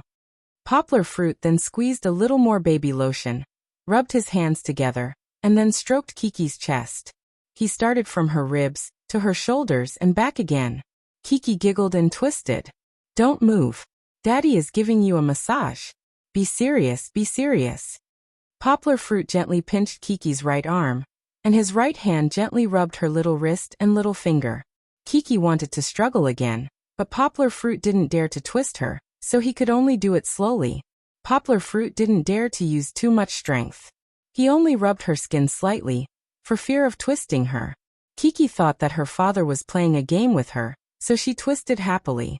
Poplar Fruit took a long time to rub her hands together. Poplar Fruit circled Kiki's stomach, avoiding her navel. Poplar Fruit suddenly thought of a small game. He drew an eye on Kiki's stomach with his right hand and said, "I" with his mouth. Then he drew a heart and said, "Love." Finally, he drew a U and said, "You, I love you, Kiki, Daddy loves you." Kiki continued to giggle, and Poplar Fruit also laughed. The happy laughter even covered the cicadas outside the house, and it was particularly warm in this hot summer. After Poplar Fruit stroked Kiki's back and thighs, he quickly put on her diapers and clothes. After a while, the baby was also sleepy. Her eyelids were drooping, and she could barely open her eyes. Poplar Fruit saw this and carried her to the crib to sleep. Inochi heiesi en kaji yaku no wa. The beautiful bell of Sky City sounded. Hey, wait. Poplar Fruit washed his hands and hurriedly ran out of the toilet. He was just washing Kiki's diapers and clothes. "Hello. Mosquito." Poplar Fruit picked up the phone on the coffee table and answered. "Yes, I'm at home. You want to come over?" "No, I'm free." "Okay, come over. There's something I want to discuss with you." "It's okay. I can't explain it over the phone. Come over and I'll tell you." "Okay, see you later." Song Ji-wen was coming over to play again, and Poplar Fruit was also looking for someone to talk about Kiki. After putting down the phone, Poplar Fruit's mouth hummed the tune of Sky City, and squatted back to the toilet to wash Kiki's clothes. As soon as the clothes were hung up, Poplar Fruit heard a knock on the door. This rhythm, 2 long and 3 short, was Song Ji-wen. "Coming." Poplar Fruit greeted. He was not afraid of disturbing the baby, because the bedroom door was closed. Opening the door, Song Ji-won stuffed the laptop bag and the bag in his hand into Poplar Fruit's hands, took off his shoes and walked in. He took a pair of slippers from the shoe cabinet in the front hall, and put them on. How did you get here so quickly today? Let me tell you, the subway was full today. Looking from afar, I was scared to death. I didn't dare to squeeze in, so I took a taxi and came here. Song Ji-won said with a lingering fear. Poplar Fruit put the bag of hops on the coffee table, put the laptop bag on his computer table, and said, there are many people going out on the 1st of May. This is normal. Hey, don't sit down. Go wash your feet first. Poplar Fruit stopped Song Ji-won, who was about to put one foot on the sofa. Song Ji-won muttered, why are you so wishy-washy today? Okay, I'll go wash my feet first. Coming out of the toilet, Song Ji-won's eyes were sharp. He immediately saw the milk bottle on the dining table. It was as if he had discovered a new continent.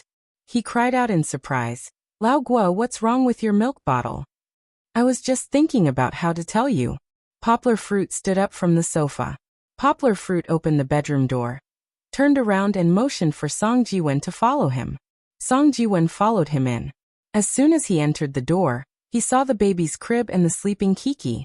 His glasses fell to the ground, and his mouth couldn't close. Poplar Fruit gestured for him to be silent. The two stood by the bed and watched for a while, then closed the door and went back to the living room. Song Ji-won looked at Poplar Fruit strangely. Poplar Fruit couldn't stand his gaze. He pointed to the sofa and said, sit. Song Ji-won sat down. He couldn't hold back his words in front of Poplar Fruit. He asked tentatively, your child? Poplar Fruit nodded and said calmly, yes, it's mine. Biological? Biological. Song Ji-won slapped him and laughed. Hey, you're good. So fast. Last time I said that you couldn't win my sister-in-law over after 4 years. Poplar Fruit smiled bitterly. That's not right. Song Ji-won was puzzled. Didn't I see my sister-in-law last month? I didn't see that she was pregnant. Poplar Fruit sighed and replied, it's not Xiao Rance. Is. Song Ji-won gasped. You had it with another woman? No way. Even you had an affair? No, you're not married yet, so it can't be called an affair. Are you two timing? It's not what you think. Poplar Fruit quickly waved his hand. Do you still remember our graduation trip last year? Poplar Fruit explained. On the last night, you and those bastards forced me to drink. When I went back, just like that, Yongguo revealed everything that had happened. Damn, you hit the bullseye with one shot. You got pregnant that night? Song Ji-won slapped his thigh. I didn't know it was so coincidental. When I woke up that day, I forgot all about it. Then are you sure the child is yours? It should be mine. Wu Yu has no reason to lie to me. I read her diary. I'm her only man. Besides, the time is right, Poplar Fruit said. Now you're in trouble. You have a burden now. Although Wu Yu is gone, how are you going to explain it to Lu Yunran? Poplar Fruit smiled bitterly. I'm also worried about this. According to Xiao Ran's personality, she'll beat me to death if she finds out. You'll be lucky if she beats you to death. I think with Lu Yunran's way of thinking, it'll be difficult. Song Ji-won shook his head. Poplar Fruit understood what he was referring to. He said gloomily, I also don't think she'll forgive me. Song Ji-won rolled his eyes and said, how about this? While no one knows about this, we can send the child to the orphanage without anyone knowing. Poplar Fruit interrupted him. Impossible, Mosquito. Don't mention this again. If you mention it again, I'll fall out with you. Sigh, I knew you would say that. Song Ji-won understood Poplar Fruit. Poplar Fruit was a smart person, but he was also very responsible. If he said he gave up, then he wouldn't be Poplar Fruit. Chapter 8. Then what are you going to do? Song Ji-won opened the bag, opened a can of beer, and handed it to Poplar Fruit. Poplar Fruit waved his hand and said, drink by yourself first. I'll go down to buy groceries at 5. He paused and then said, I haven't thought of a good idea yet. I can only delay it. I haven't told Xiao Ran or my family yet. It's not a good idea to delay it like this. I'm telling you, it's better to come clean as soon as possible. It's either a fight or a death. But if there's really no hope, you'll die sooner or later. It's better to do it earlier, so you don't have to worry all day. Of course you think so. When have you been in a relationship for more than a month? I've been with Xiao Ran for 4 years. I'm afraid she'll take things too hard. Bullsh *T. She'll take things too hard? I've seen Lu Yunran many times. How can I not tell? She's a traditional woman who only wants to get married once in her life. If there's no hope for you, she won't pester you. She's so beautiful. Why would she want to hang herself on a crooked tree like you? Poplar Fruit was silent. Song Jiwen realized that his words were a bit too harsh. He added, "My words are a bit harsh. Don't take it to heart. I'm doing it for your own good." "I know," Poplar Fruit said in a low voice. "I understand. I knew her character from the moment I fell in love with her. I thought the same. I used to think that this girl was beautiful and reliable. I thought that she would follow you wholeheartedly after marriage. Where else can you find such a good girl?" Song Jiwen thought to himself, "You're even worse than her. You're both idiots who fall in love with the goal of marriage. I always feel that if we get married, we'll be the most loving couple in the world. We'll go to work together in the morning, cook together in the evening, take a walk in the park after dinner, have a child, and grow old slowly." Song Jiwen couldn't help but say, "Do you think this is love? Why do I feel that it has already surpassed love and become familial?" Song Jiwen thought of Yang Guo, whose name was only one syllable different from Poplar Fruit's. Yang Guo and Xiao Longnu were able to stay in the tomb for a lifetime. This fellow's thoughts were not to be outdone. Poplar Fruit smiled and said, "Of course it's not something a playboy like you can imagine. I'm just thinking about it. You know I don't have any great ambitions. I just want to live a simple but happy life." Poplar Fruit picked up the kettle on the coffee table and poured himself a cup of water. He took a sip and said, "Who knew that before we got married I would have a daughter? She messed up the original plan. But you know what? Now that I have a daughter, I feel that I am much happier than before. Every day I feed her, bathe her, and change her diapers. When she laughs, I laugh too. When she cries, I feel sad too." Song Jiwen shook his head and said, "You are enjoying it. Moreover, you are isolated from the world. I can tell at a glance. How many days have you not shaved? You haven't even taken care of your hair properly, right?" Poplar Fruit touched his chin. The stubble on his beard was as long as a knuckle. He smiled embarrassedly and said, "I didn't pay attention. I'll go get it shaved later." "Have you thought it through? With this daughter, you are no different from a divorcee with a child. No, it's even worse. You are pregnant before marriage," Song Jiwen said. Poplar Fruit said resolutely, "I have already thought it through. No matter what, I will raise Kiki." "Kiki? That's the name you gave her?" "No, I gave it to her. Yang Luoqi, as in Luo and Qi." "Yes, that's a nice name. All right, I won't try to persuade you. I can only wish you good luck. However, regarding Lu Yunran, I don't think you will succeed," Song Jiwen said. "I can only take one step at a time." Poplar Fruit sighed. Poplar Fruit stood up and opened the bedroom door to take a look at Kiki. She was still sleeping peacefully. He closed the door and said to Song Jiwen, "I am going to buy groceries. You stay at home and help me look after Kiki. She is still sleeping. There is no big problem. If there is anything, call me." Song Jiwen drank his beer and waved at him. He looked up and said, "No problem. Go ahead and come back early. I feel anxious to look after the child alone." There was a market near the community. Poplar Fruit did not shop much. He simply bought half a bundle of vegetables, 2 tomatoes, and a bag of beef.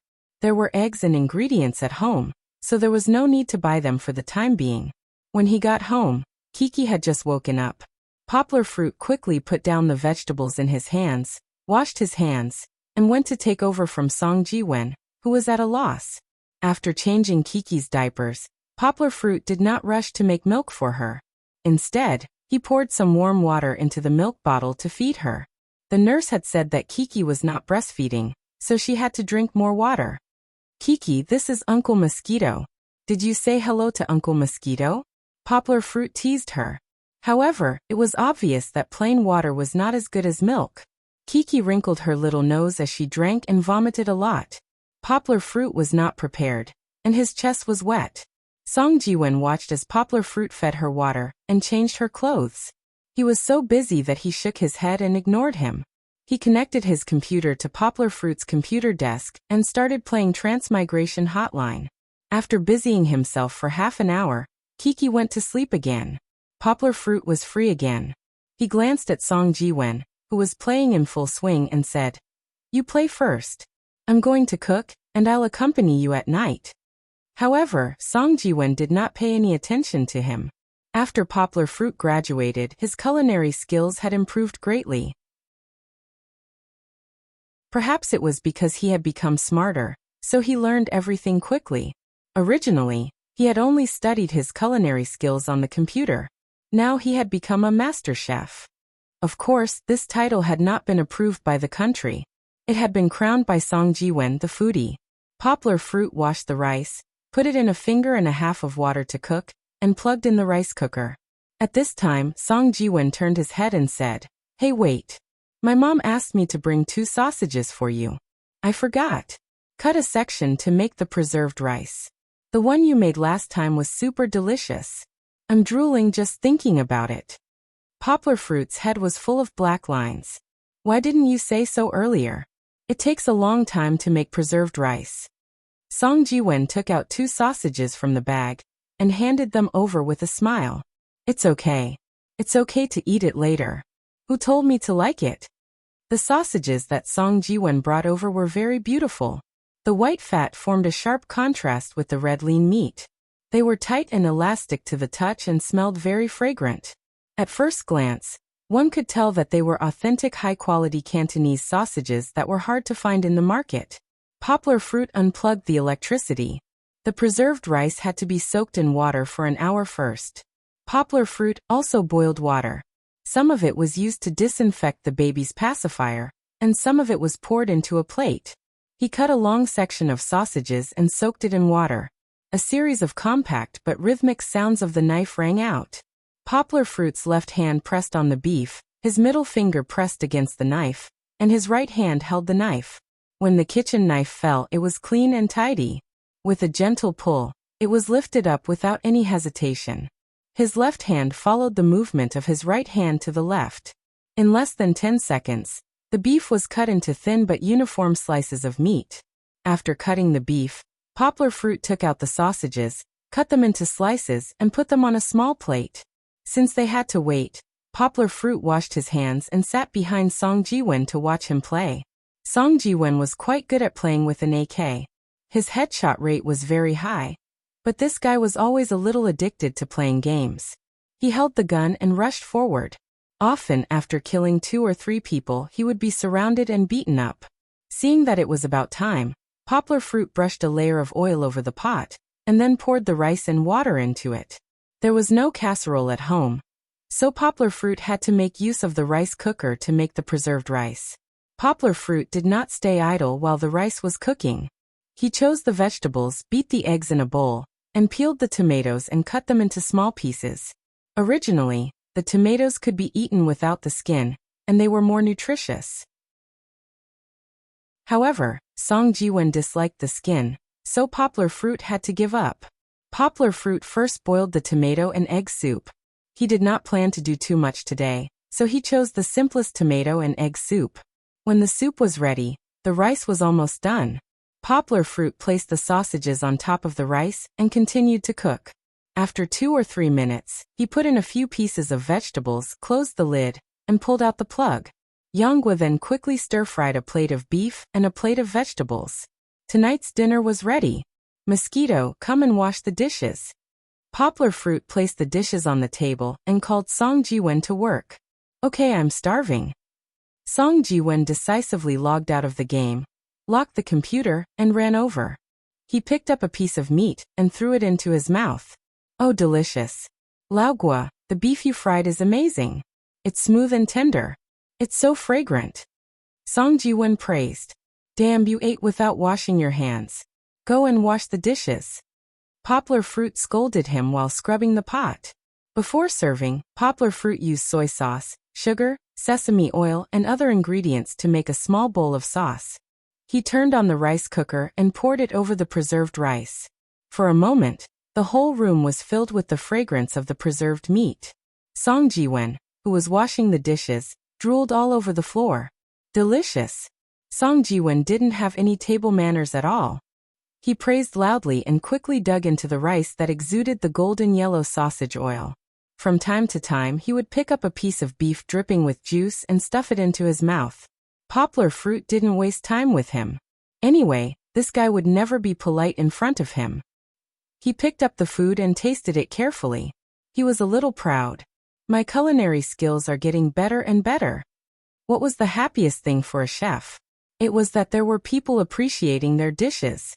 With the praise of Song Ji-wen, this foodie, Poplar Fruit ate even more happily. After eating and drinking to his heart's content, Song Ji-wen consciously ran to wash the dishes. After Poplar Fruit cleaned up the pots, bowls, ladles, and spoons, he made milk powder for Kiki. Kiki was very punctual. She woke up at almost 8 o'clock. Poplar Fruit skillfully fed her milk and waited on her until she fell asleep. Poplar Fruit felt that Kiki was really obedient. In the past few days she rarely cried. Other than wetting the bed and crying when she was hungry, she didn't give him any trouble. After cleaning up, Poplar Fruit went to take a shower and wash the clothes. Chapter 9. Poplar Fruit had just walked out of the bathroom while wiping his hair when he heard Song Ji-wen's shouts. "Old Gua, come over quickly. Help me torture her."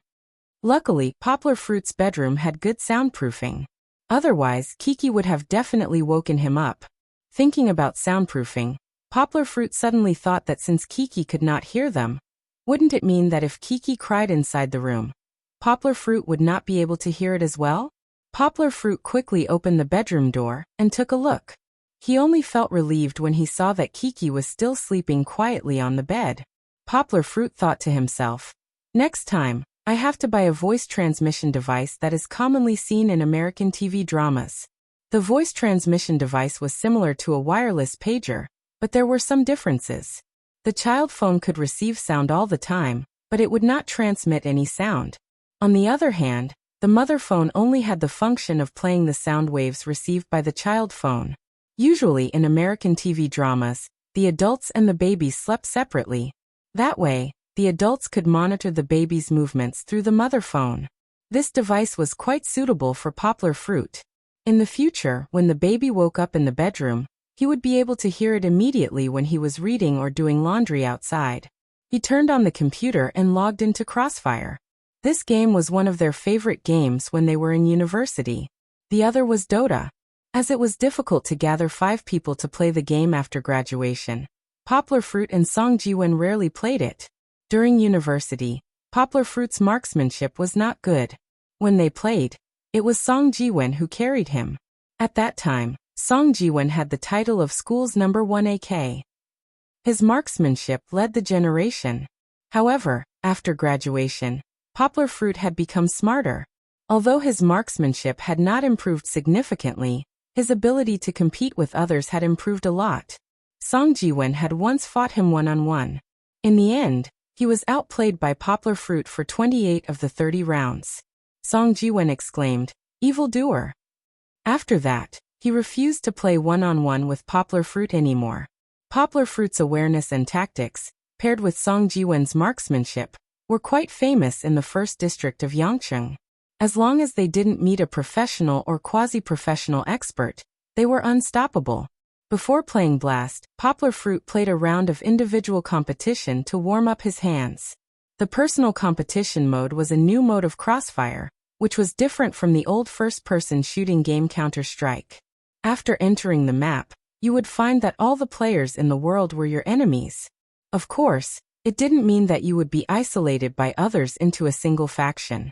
In this mode, everyone was fighting for themselves. After a player died, they would respawn at a random location on the map. This way, you wouldn't know when an enemy would suddenly appear behind you.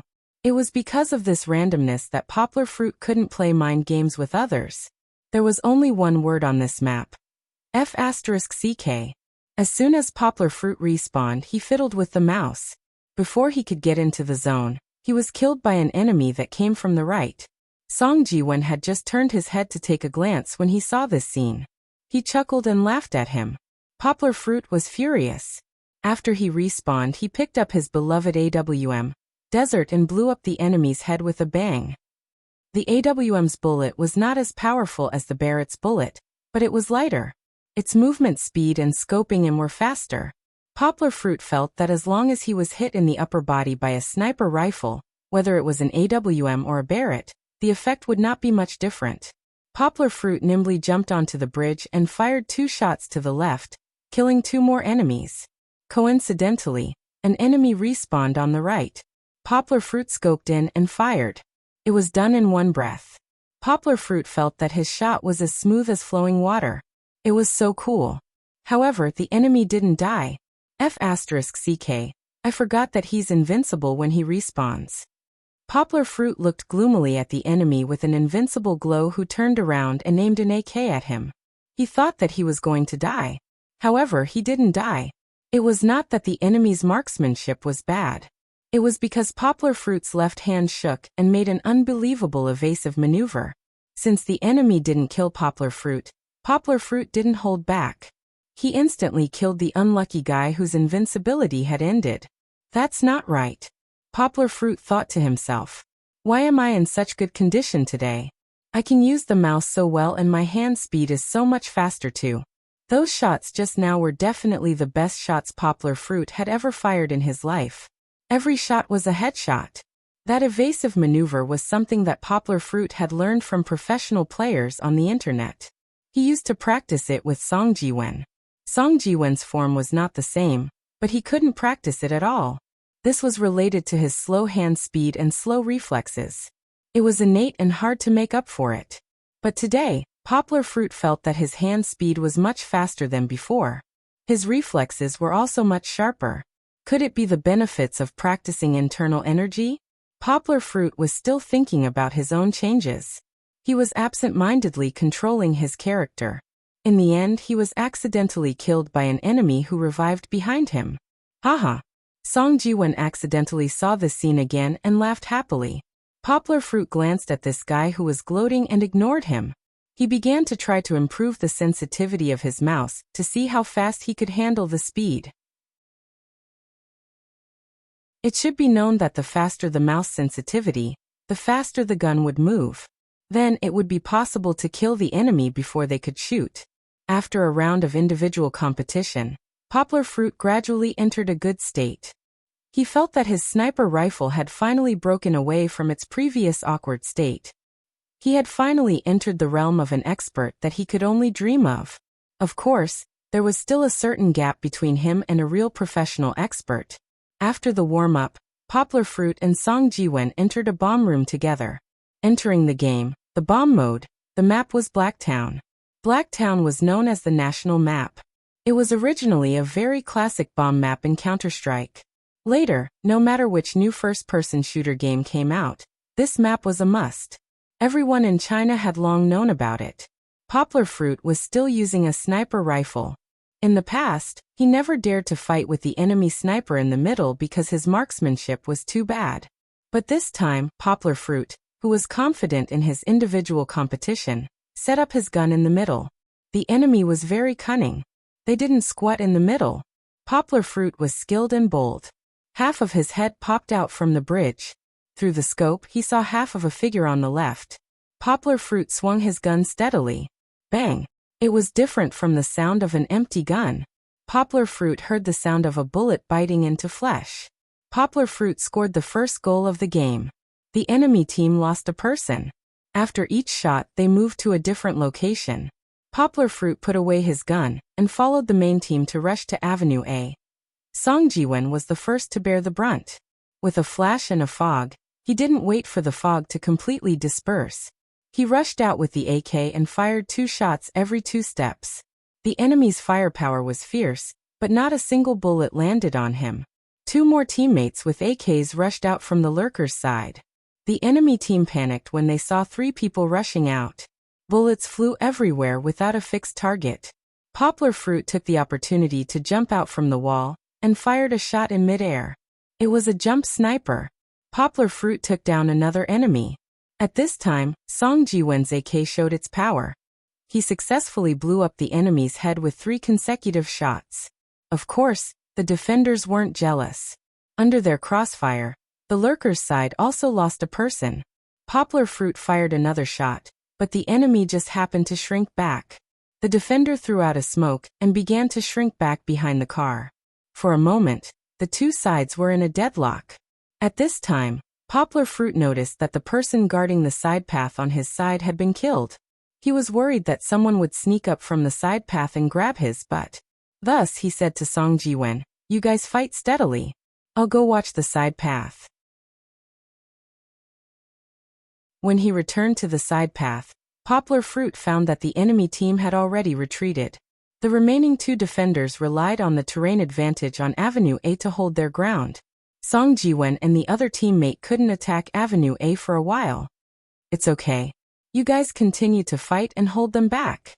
I'll flank them from the middle," Poplar Fruit said. "Okay." Song Ji-wen threw a non-threatening high-explosive bomb from afar. He popped out from the side of the wall and fired his AK at the 2 defenders. They couldn't raise their heads under the pressure. When Song Ji-wen finished his magazine of bullets, they wanted to return fire, but Song Ji-wen retreated back. Poplar Fruit jumped down from the side path and entered the middle door.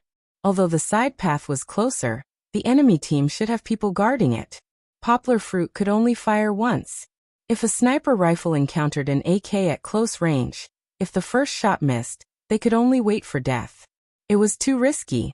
Thus, Poplar Fruit took a detour and entered the sniper's room from the middle. In order to not be noticed by the enemy, Poplar Fruit used quiet steps. Entering the sniper's room, the enemy team was still in a deadlock with Song Ji-wen.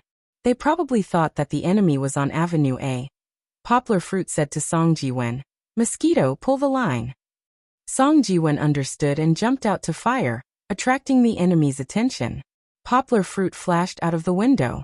It bounced off the wall and then exploded in the air. This flash hit all the targets. The enemy's screen turned white. They couldn't see anything and could only shoot randomly with their AK. Poplar Fruit flashed at the window and took care of the enemy hiding behind the car. He then switched to his pistol and jumped out of the window. He steadily shot the enemy who was blinking like a headless fly. The unique sound of the Desert Eagle rang out. A figure fell to the ground. Blood sprayed in a beautiful arc in the air. The enemy team won. F***CK, old fruit, you're on steroids. Song Ji-wen looked at him in surprise. 4 kills. The team is going to be wiped out. Poplar Fruit chuckled. There was no need to explain his tough life. In the second game, the enemy team sniper in the middle didn't believe it, and continued to snipe Poplar Fruit in the middle. This time he fell before he even saw Poplar Fruit's shadow.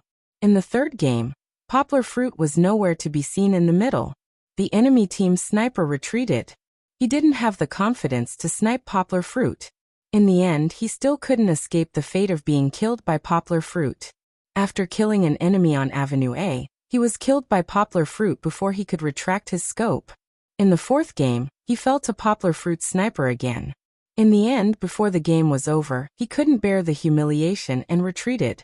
The defenders couldn't hold on for long. In the end, they were swept by Poplar Fruit and Song Ji-wen.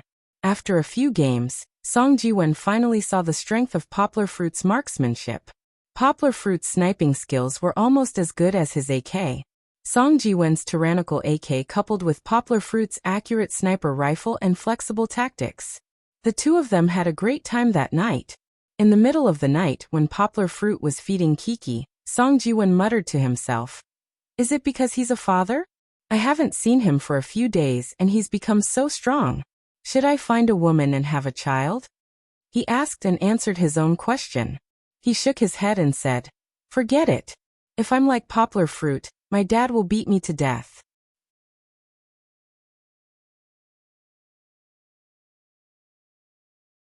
Chapter 10.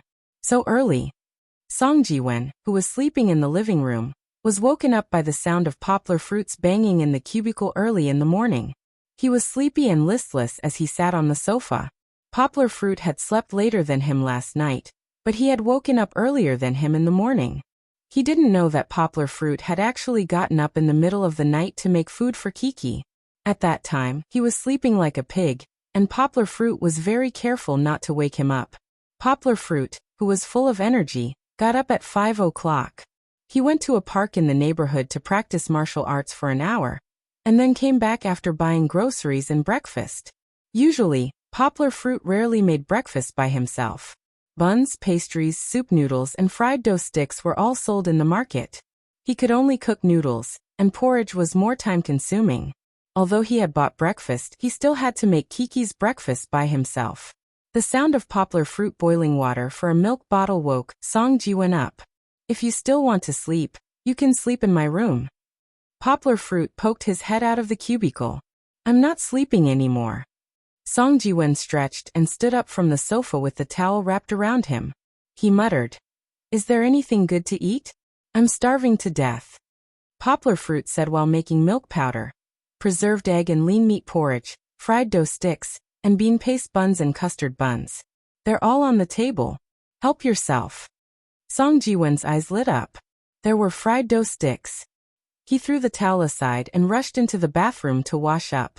He threw half of the towel on the sofa and the other half on the floor. Poplar Fruit weighed the bag of milk powder. He felt that there was only about 2 days left. It seemed that Kiki had eaten a little too much. When they were in the hospital, Kiki was given 2 spoonfuls of powdered milk for every meal.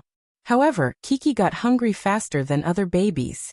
Later, after asking the nurse for permission, Kiki added half a spoonful of Poplar Fruit. Kiki ate so much he didn't know if she would get fat.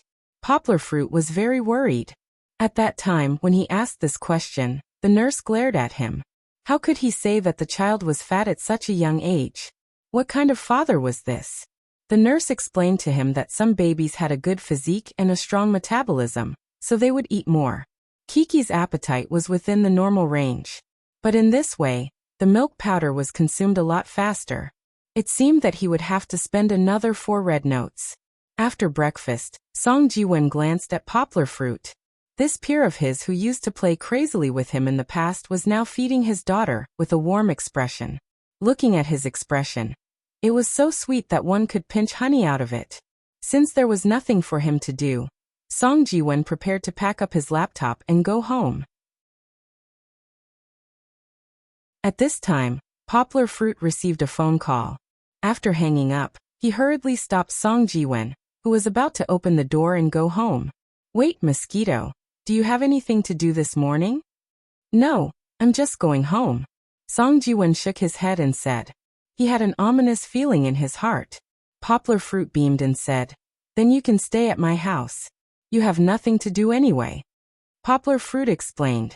It turned out that head nurse Jeong had just called and asked him to quickly apply for a birth certificate. It should have been done yesterday when he was discharged from the hospital, but Poplar Fruit hadn't thought of a name for Kiki, so it was delayed for a day. Poplar Fruit didn't plan to take Kiki out again. After all, the baby was still young, and it wasn't good for her to be exposed to too much wind.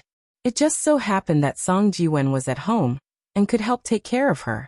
Song Ji-won looked at the small face and small eyes lying quietly in Poplar Fruit's arms. His scalp was a little numb. He hesitated and said, "I can't take care of a child. Look at me, I'm so clumsy." Poplar Fruit laughed and said, "It's okay.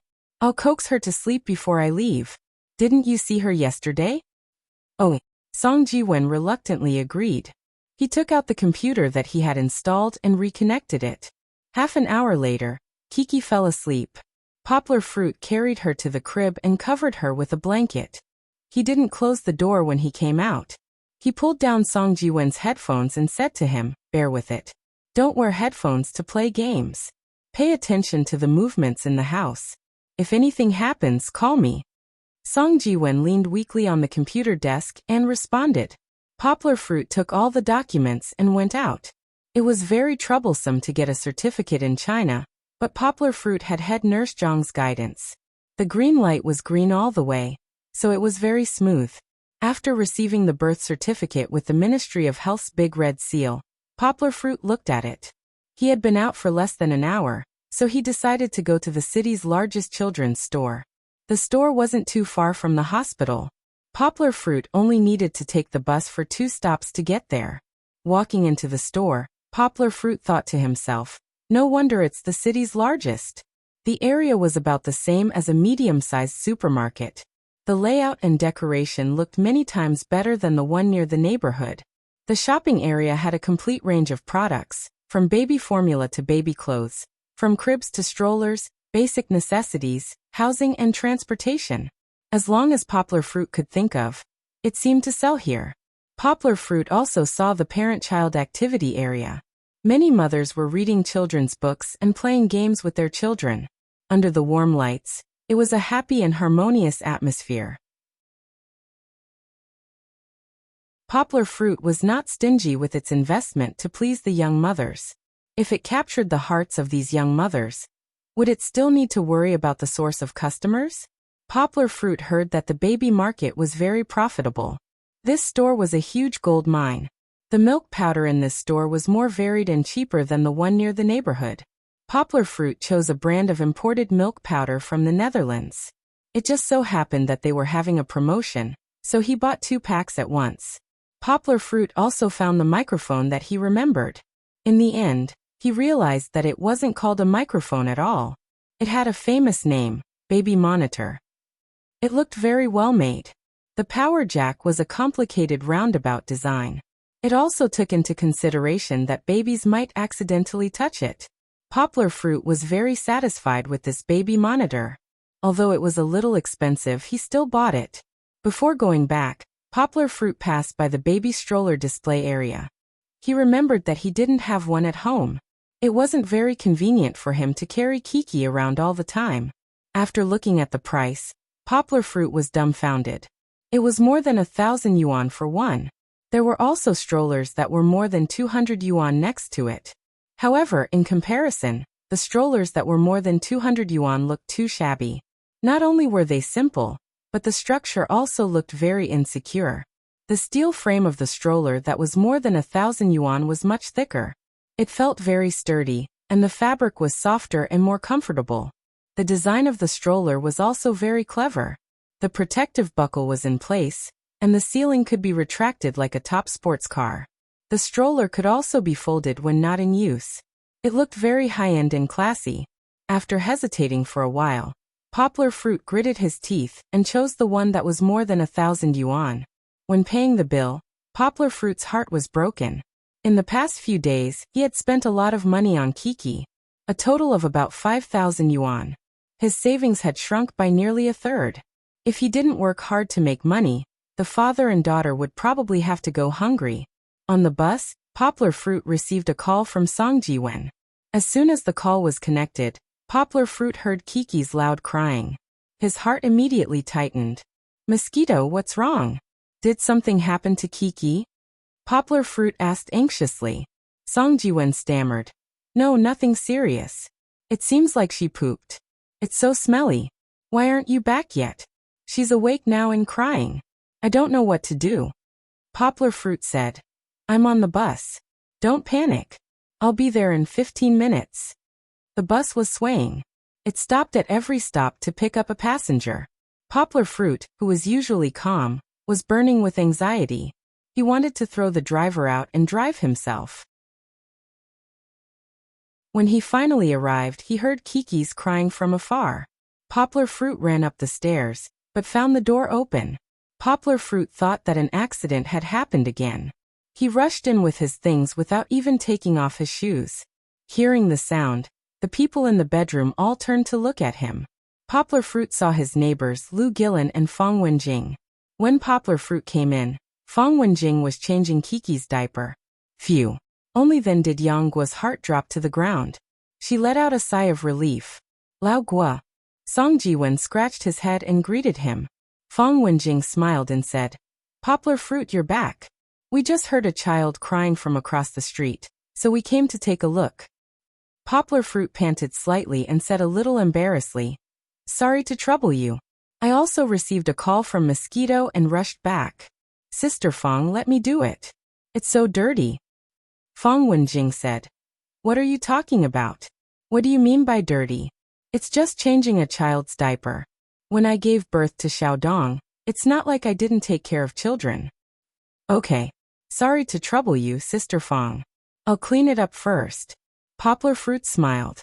Lu Gillen said in a loud voice, Don't say it's no trouble. Neighbors should help each other. Song Jiwen echoed from the side. Yes, yes, what Big Brother Gui Lin said makes sense.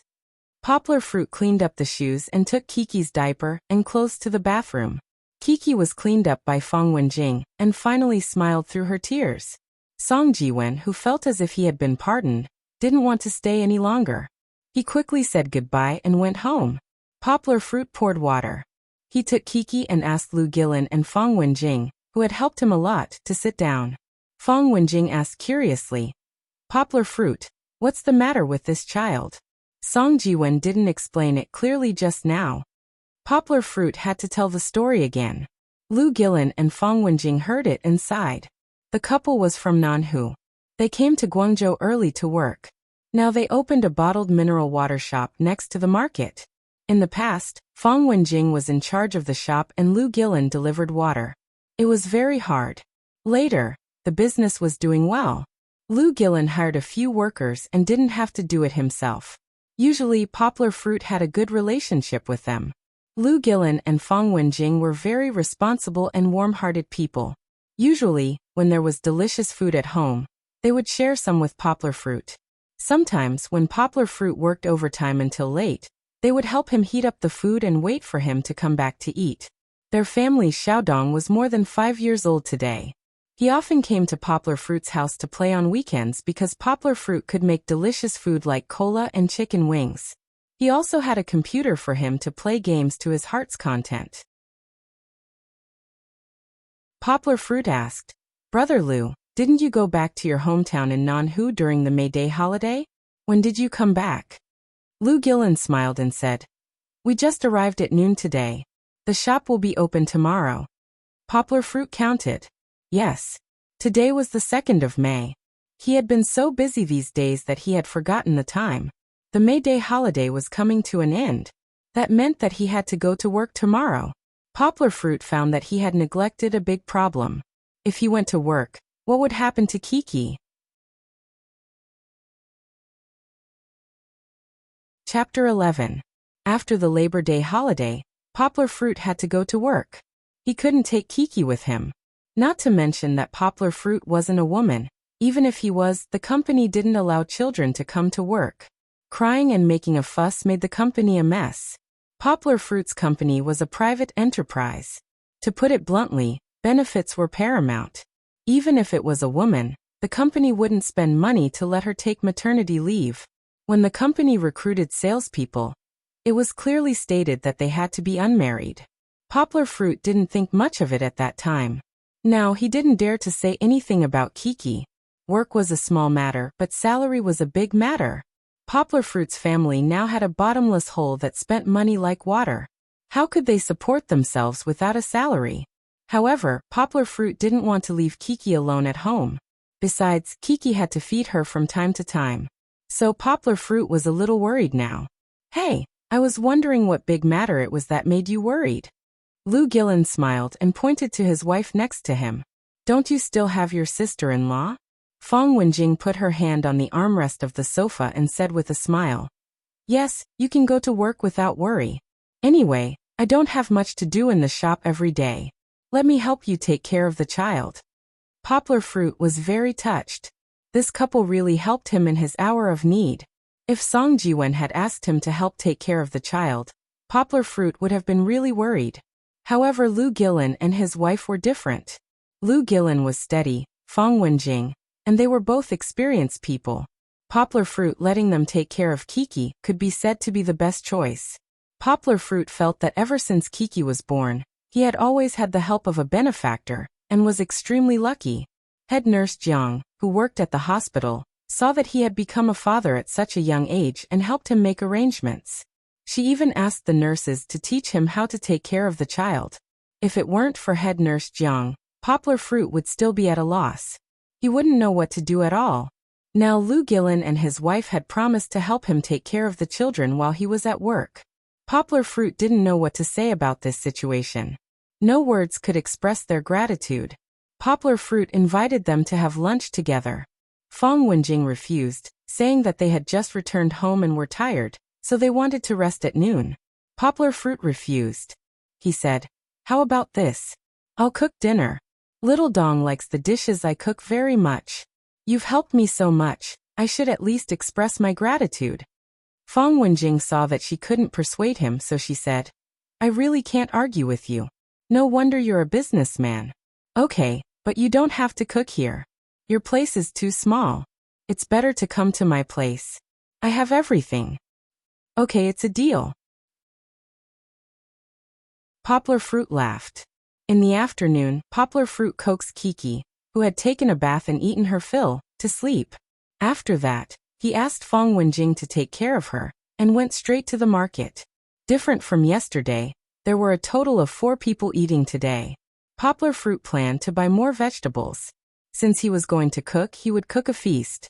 Lu Gillen and his family were from Nanhu. They preferred spicy food. Poplar Fruit bought a lot of red peppers. Looking at the green peppers next to him, he also grabbed half a bag. Lu Gillen had other ingredients at home, so there was no need to buy them. As for vegetables, cabbage and spring onions naturally couldn't be left out. Poplar Fruit also bought a white radish, which was the most suitable for stewing beef brisket. After buying the beef brisket, Poplar Fruit thought for a while, and weighed more than a caddy of beef. Today he didn't plan to make cola chicken wings, but he still wanted to use chicken to make soup.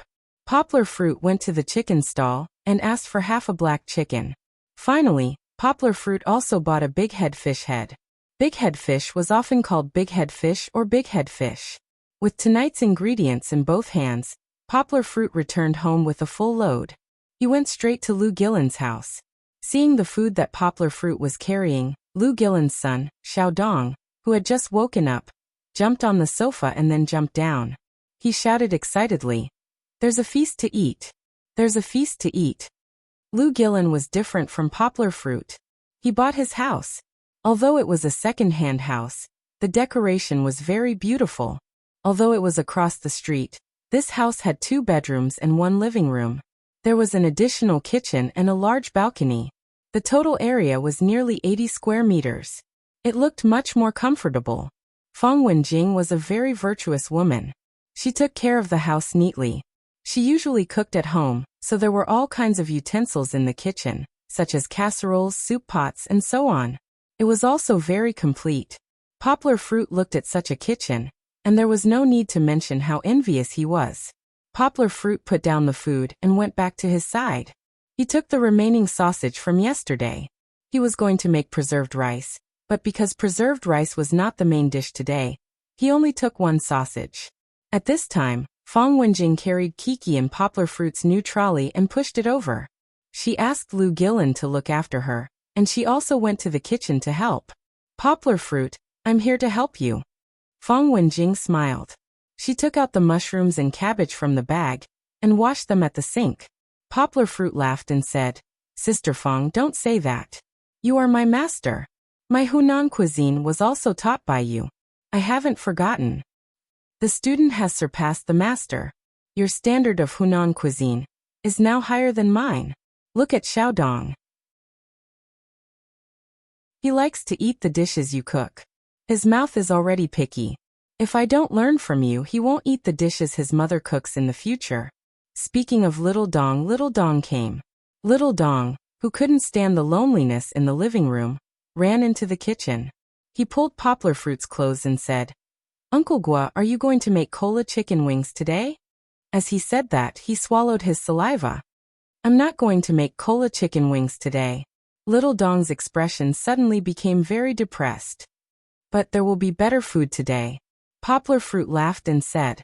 After listening to Poplar Fruit's words, Little Dong became excited again. Poplar Fruit washed the rice and soaked it in water. Fong Wenjing selected the vegetables. Poplar Fruit washed the cutting board and kitchen knife, and began to cut the meat. Needless to say, the sausages were cut into slices like yesterday. The black chicken and beef brisket were cut into large pieces. After cooking, it was more enjoyable to eat. The beef was sliced and placed on a plate. The big head fish head was cut into small pieces. As the soup needed to be boiled for a long time, Poplar Fruit washed the big soup pot and put the black chicken, red dates, longan, and wolfberry into the soup pot. Poplar Fruit thought for a while and cut 2 pieces of ginger into it. He added water, plugged in the stove, and boiled it. After washing the radish, he also cut it into pieces. Fong Wenjing said enviously, "Poplar Fruit, your knife skills are really good. Every time I cut the radish, I have to use a lot of strength." Poplar Fruit couldn't teach her. In the past, Poplar Fruit couldn't cut the radish so well. But now his hand strength was a little stronger, and his knife was steady and accurate. This mysterious feeling couldn't be taught. Poplar Fruit boiled the beef in the pot with water, and cut some ginger into it. Poplar Fruit felt that the gas stove was indeed more convenient than the induction cooker. But he couldn't install a gas stove in his house. The restless little dong ran in again. He raised his head and looked at Poplar Fruit with his round eyes and said, "Uncle Gua, my sister is so cute. What's her name?" Poplar Fruit smiled and said, "My sister's name is Kiki." Little Dong rolled his eyes and said softly, "Uncle Gua, can I touch my sister Kiki's face? Daddy doesn't allow me to touch her." Fong Wenjing said, "No, Little Dong. She's too young. You can't touch her. You're a big brother. You have to take good care of her." Little Dong suddenly felt that he had an important mission. He saluted and said seriously, "Yes." 2 minutes later, Poplar Fruit scooped the beef brisket into the prepared casserole and poured the water and minced meat away. Then he cooked the sauce. Poplar Fruit added rice wine, soy sauce, oil, white sugar, and salt into the casserole. After it was boiled, he poured it into the casserole and slowly stewed it with star anise and other spices. The head of the big head fish was marinated with salt, cooking wine, starch, pepper, and ginger slices. The beef was also marinated. Next to him, Fong Wenjing washed and cut the green peppers. It was at this moment Lil Dong ran in again like a little messenger. He called out, Uncle Gua, little sister Chi-Chi is awake." Poplar Fruit quickly washed his hands and asked Fong Wenjing to slice the mushrooms and cut the cabbage. After Kiki woke up, she wanted to drink milk again. Poplar Fruit carried her home and took the milk that was kept warm in hot water. After feeding Kiki, Poplar Fruit let her lie in the crib and play by herself. He went back to the kitchen to continue cooking. When the rice was almost done, Poplar Fruit poured it into the rice cooker and added water to cook. Now that all the ingredients were ready, Poplar Fruit planned to cook the fish head with green peppers first. The fish head had to be fried first, so Poplar Fruit poured oil into it. After the oil heated up, he put in the fish head. With a sizzling sound, the whole kitchen was filled with the rich aroma of the fish. Poplar Fruit estimated the heat and turned the fish head over one by one. The fried side revealed an attractive golden color. After frying the fish head, he put it on a plate. He took out the pot again. The scallion and ginger gave off a strong fragrance in the hot oil. Together with the green peppers, the pot was filled with red, green, white, and yellow colors. The color was very bright. Then Poplar Fruit poured the fish head into the pot and gently stirred it. Finally, he added lao gan ma and an appropriate amount of soy sauce. After the fish was evenly fried, it was ready. The soup was almost done. Poplar Fruit couldn't be distracted, so he asked Fong Wenjing to season it. He began to stir-fry the mushroom beef. The beef was stir-fried first. After the oil heated up, he poured it into the pot and took it out. Then he stir-fried the ginger and garlic and added the soy sauce and oil. After that he added the mushrooms, beef, and green peppers. After stir-frying, Poplar Fruit scooped a spoonful of pepper, salt, and water starch. After the oil in the pot thickened, he took out the pot. On the silver plate, the brownish-red beef mixed with the white and tender mushrooms. The fragrant oil flowed on the surface and looked very attractive. Fong Wenjing called out to Xiao Dong, who was already drooling, and asked him to bring the dishes that had already been cooked over. Poplar Fruit looked at the time and turned on the electric rice cooker. He spread the sausages on the rice and continued to cook. The third dish was shredded cabbage. Shredded cabbage was easy. The process was very simple. However, it was not easy to cook shredded cabbage well. The key to cooking this dish was to control the heat. Poplar Fruit used a small flame when he was stir-frying the chilies and garlic. But after adding the cabbage, he immediately increased the heat and stir-fried it. Xiao Dong used his left wrist to shake the wok over the fire. His right hand used the spatula to stir-fry the cabbage quickly. After stir-frying a few times, Poplar Fruit added some soy sauce and salt to stir-fry the cabbage evenly. At this time, the beef brisket was almost cooked. Poplar Fruit poured the sliced radish into the cabbage and cooked it for another 20 minutes. Finally, Poplar Fruit added some soy sauce to the preserved rice, and a feast was ready. Lou Gillen looked at the radish-stewed beef brisket, green pepper bighead fish, mushroom beef, and shredded cabbage on the table. These 3 meat dishes were delicious. Xiao Dong was holding his small bowl and chopsticks as he stared at the delicious food on the table. He couldn't wait to start eating. During dinner, Xiao Dong was chewing the delicious beef. There were rice grains on his face, and there were a few pieces of fish in his bowl. He wanted to stretch out his chopsticks to pick up the beef brisket, but his hands were not long enough. He was so anxious that he kept twisting on the stool. Poplar Fruit slowly tasted the delicious black chicken soup and smiled to appease Xiao Dong. He raised his hand to pick up a piece of beef brisket and put it on Xiao Dong's small plate. Poplar Fruit turned around and looked at Kiki, who was sitting in the baby stroller quietly looking at the unfamiliar room. He thought to himself, "Kiki, you have to grow up quickly. Daddy will make good food for you."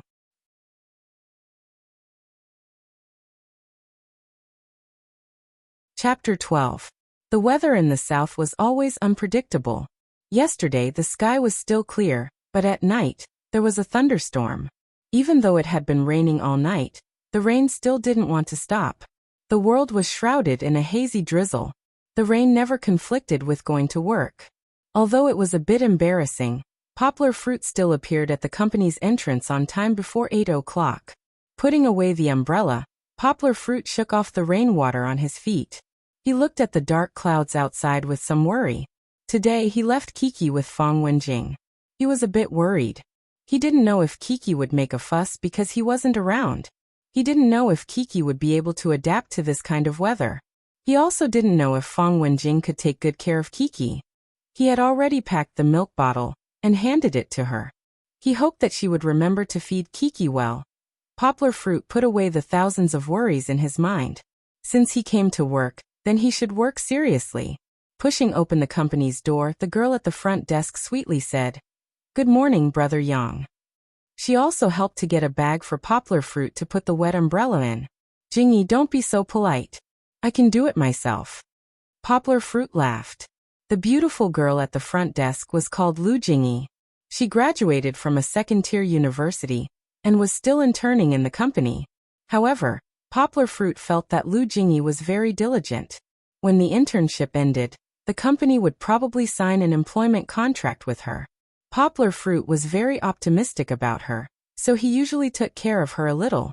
"Yo, Jingyi, why are you calling me Jingyi so intimately?" The company's door was pushed open. The humid air mixed with a disgusting voice greeted them. "It's Han Tao." Poplar Fruit frowned. Ever since Poplar Fruit won a big order in March and became the company's monthly sales leader, Brian had been giving him a hard time. From time to time, he even liked to use words to disgust him. Poplar Fruit shook his head at Jing-yi and whispered, "Ignore him. He's just a mad dog." After that, he walked to the elevator and didn't look at him the whole time. Seeing that he was ignored, Brian was a little angry and said, "Poplar Fruit, don't be arrogant. I know that you didn't come to work 2 days before the holiday. Be careful not to get caught by me again, or I will tell Uncle to fire you." It was no longer news that the big boss of the company was Brian's uncle. Poplar Fruit wasn't afraid of him because he didn't come to work and asked for leave from the manager. A second-generation heir couldn't do anything to him. Besides, he was just a second-generation heir. He didn't have the final say in the company. There was a reason why Brian was always against Poplar Fruit. Back then, in March, he had finally managed to pull in a person who had connections to increase his performance. He had thought that he would be able to win in one fell swoop in March and impress his uncle. From there, he would have the opportunity to be promoted to management. However, Poplar Fruit's big order ruined his efforts and destroyed his hopes. He also had to pay a lot of money. How could he not hate Poplar Fruit? It was just that Poplar Fruit was protected by manager Du, and Du Ronghui was a veteran of the company. Therefore, Brian couldn't do anything to them. Therefore, Brian could only threaten Yang Guo and gnash his teeth, waiting for the opportunity to catch Yang Guo in the act. On the third floor, Poplar Fruit changed into a clean business suit in the cloakroom. He went to his seat and greeted his colleagues. After sitting for a while, Du Ronghui came out of the elevator. Poplar Fruit and his colleagues quickly stood up. "Good morning, Manager Du." "Good morning, Manager Du." Compliments came one after another. Good, everyone sit down." Du Ronghui smiled and waved. When he walked past Poplar Fruit's seat, Du Ronghui stopped and greeted him with a smile. "Yang, have you taken care of everything at home?" Poplar Fruit quickly stood up and said, "It's nothing serious. Thank you for your concern." Du Ronghui nodded and said, "That's good." After he finished speaking, he walked into his manager's office. Perhaps it was because of the rain, but there were no customers in the morning. Poplar Fruit was bored and organized some of his information. Then he read some foreign articles on the Indian website. With his current level of English, Poplar Fruit could read some English websites without any difficulty. However, on the Indian website, there were people who collected the more interesting articles from foreign journals. It was more convenient for him to read on the website. The translations on the Indian website were both good and bad. But after thinking about it, most of the capable translators were making money. Who would spend time translating for free? Of course, there were translators, but they were probably hired by the Indian website. Most of the translations were used by translation enthusiasts or beginners to practice their ability. When Poplar Fruit was free, he would also post his translations on the website. His translations were more accurate and beautiful, so he was somewhat famous. Near noon, Poplar Fruit received a phone call in the bathroom. It was from Sister Fong. She said that Kiki refused to drink milk again, and was crying very hard. Poplar Fruit frowned and looked at his watch. There were still 15 minutes before the lunch break. Poplar Fruit couldn't wait any longer. His daughter's heart-wrenching cries were still echoing in his ears. Gritting his teeth, Poplar Fruit secretly pressed the elevator button. He told Lu Jingyi at the front desk to pretend that she didn't see anything, and then slipped away. Poplar Fruit thought that he left early for the first time without anyone noticing. He didn't expect that when he pressed the elevator button, he was seen by Tao Han. Han Tao was hiding in the dark, silently laughing to himself. He must be happy that he caught Poplar Fruit's weakness. At noon, the rain stopped. Poplar Fruit hailed a taxi, but it still took nearly half an hour to get to Fong Wenjing's store. Poplar Fruit was burning with anxiety. Fong Wenjing was also sitting in the store on pins and needles. Seeing Poplar Fruit come back, she quickly carried Kiki into Poplar Fruit's arms. Back in her father's arms, Kiki's cries gradually subsided. Poplar Fruit looked at Kiki in his arms. Her face was haggard from crying. There were still tears on her eyelashes. Her tear-stained face made Poplar Fruit's heart ache. Poplar Fruit asked Fong Wenjing for a tissue. He gently wiped away the tears on Kiki's face. But Kiki's small eyes were still a little red and swollen, and her breathing was a little hoarse. Kiki was finally willing to drink milk. Poplar Fruit was slightly relieved. "Kiki relies on you a lot," Fong Wenjing said. "This is a good thing, but it's also very troublesome. When you're not around, she will cry nonstop. Her crying is earth-shattering.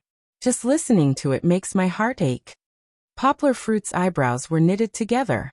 He had no choice but to say, "Sister Fong, I'll wait for her to fall asleep before going to work. After she falls asleep, she'll be quiet and there won't be any problems." Poplar Fruit was also comforting himself. "That's the only way." Fong Wenjing nodded and said. In her father's warm arms, Kiki finally fell asleep after drinking milk. Looking at the slight smile on her face, Poplar Fruit's mood finally relaxed.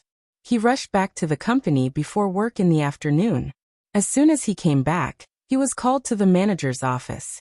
Du Ronghui sat in the boss's chair, flipping through a document. He didn't speak, nor did he look at Poplar Fruit.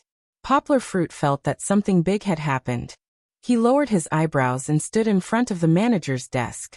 He didn't even dare to breathe. "Poplar Fruit, did you leave early in the morning?" Du Ronghui threw the document in his hand on the desk and asked with a frown. He was found out. Poplar Fruit knew that something was wrong. He could only admit it obediently. Yes, I'm sorry, manager. I was wrong. I left my phone at home, so I ran home at noon to get it. I was worried that I wouldn't be able to make it back to work, so I left a few minutes early. You're still looking for excuses. Du Ronghui's tone was full of disappointment. No matter what the reason was, you should have said goodbye to me. It wouldn't have been too late to leave after that. If you don't tell me, do you still respect me as your manager? Poplar Fruit panicked. He raised his head and said quickly, Manager, I didn't. I'm sorry, I didn't think it through this time. I'm really sorry. I promise there won't be a next time. Du Ronghui's face relaxed a little. He exhaled and said slowly, I'll let it go this time. I helped you suppress it this time. Next time be careful. Don't always let others have something on you. I won't clean up your mess for you every time. Alright, you can leave now. Du Ronghui waved his hand and sent Poplar Fruit out. Poplar Fruit suddenly realized that it was Han Tao who was snitching on him. After he left, he sat in his seat and frowned again. Confucius said, Only women and villains are difficult to deal with. If they are close, they are not inferior. If they are far, they are resentful. He was talking about Han Tao. He was narrow-minded, liked to snitch, and bullied others. Poplar Fruit was not in the mood to plot against him. Now he was being tortured by Kiki. How could he have time to deal with Han Tao? But Poplar Fruit did not provoke him. But Han Tao, this villain, kept causing trouble for him. Now looking at Kiki's attitude, without Poplar Fruit by her side, she would make a scene in heaven. Poplar Fruit guessed that such incidents of being late and leaving early would not be uncommon in the future. For a foreign trade salesman, he usually had to accompany and greet customers when they came. If there were no customers, he could only sit in the office and feel bored. Other people actually sneaked away when they had nothing to do. As long as it did not affect the work, the manager would turn a blind eye. But now Poplar Fruit was being targeted by such a villain. He would rather give up his own performance and care about Poplar Fruit's work every day. If he was late and left early, even the slightest violation of the company's rules would be reported. What would Poplar Fruit do like this? If Kiki had a problem again like at noon, wouldn't Poplar Fruit be criticized again? Du Ronghui said that he could not cover for him all the time. If he made too many mistakes, the company would punish him according to the company's rules. Du Ronghui could not do anything. Poplar Fruit was now gnashing his teeth in hatred towards Han Tao. He really wanted to beat him up, but beating people would not solve the problem. Beating him would only put him in a more difficult situation. As the nephew of the big boss, although he was not the boss's son, there were still some managers who were willing to suck up to him. Poplar Fruit, who had just entered the company for less than a year, really could not do anything to him. Villains are hateful, villains are hard to deal with. Poplar Fruit could only sigh in his heart. He could only concentrate on his work, like walking on thin ice. He dared not slack in the slightest and tried not to let Han Tao catch him.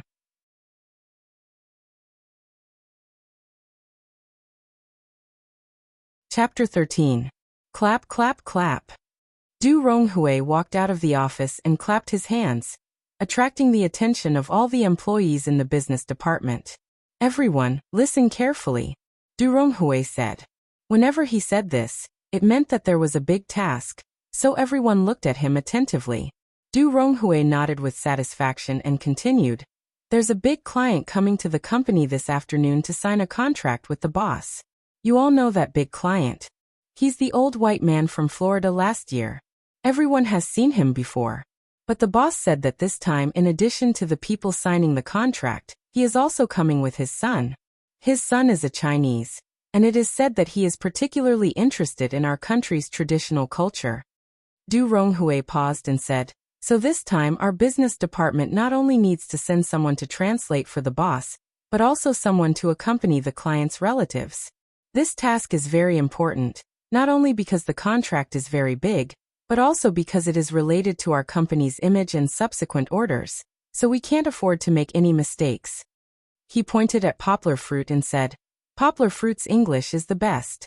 You are responsible for signing the contract with the boss. Is there anyone who knows more about our traditional culture? Most of the salespeople present were from English or international trade background. If you asked them to talk about English literature, they might be able to say something good. But when it came to Chinese traditional culture, they had already handed it back to their high school teachers. How could they dare to say that they were familiar with it?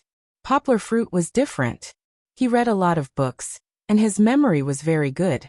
It was not an exaggeration to say that he had a strong memory.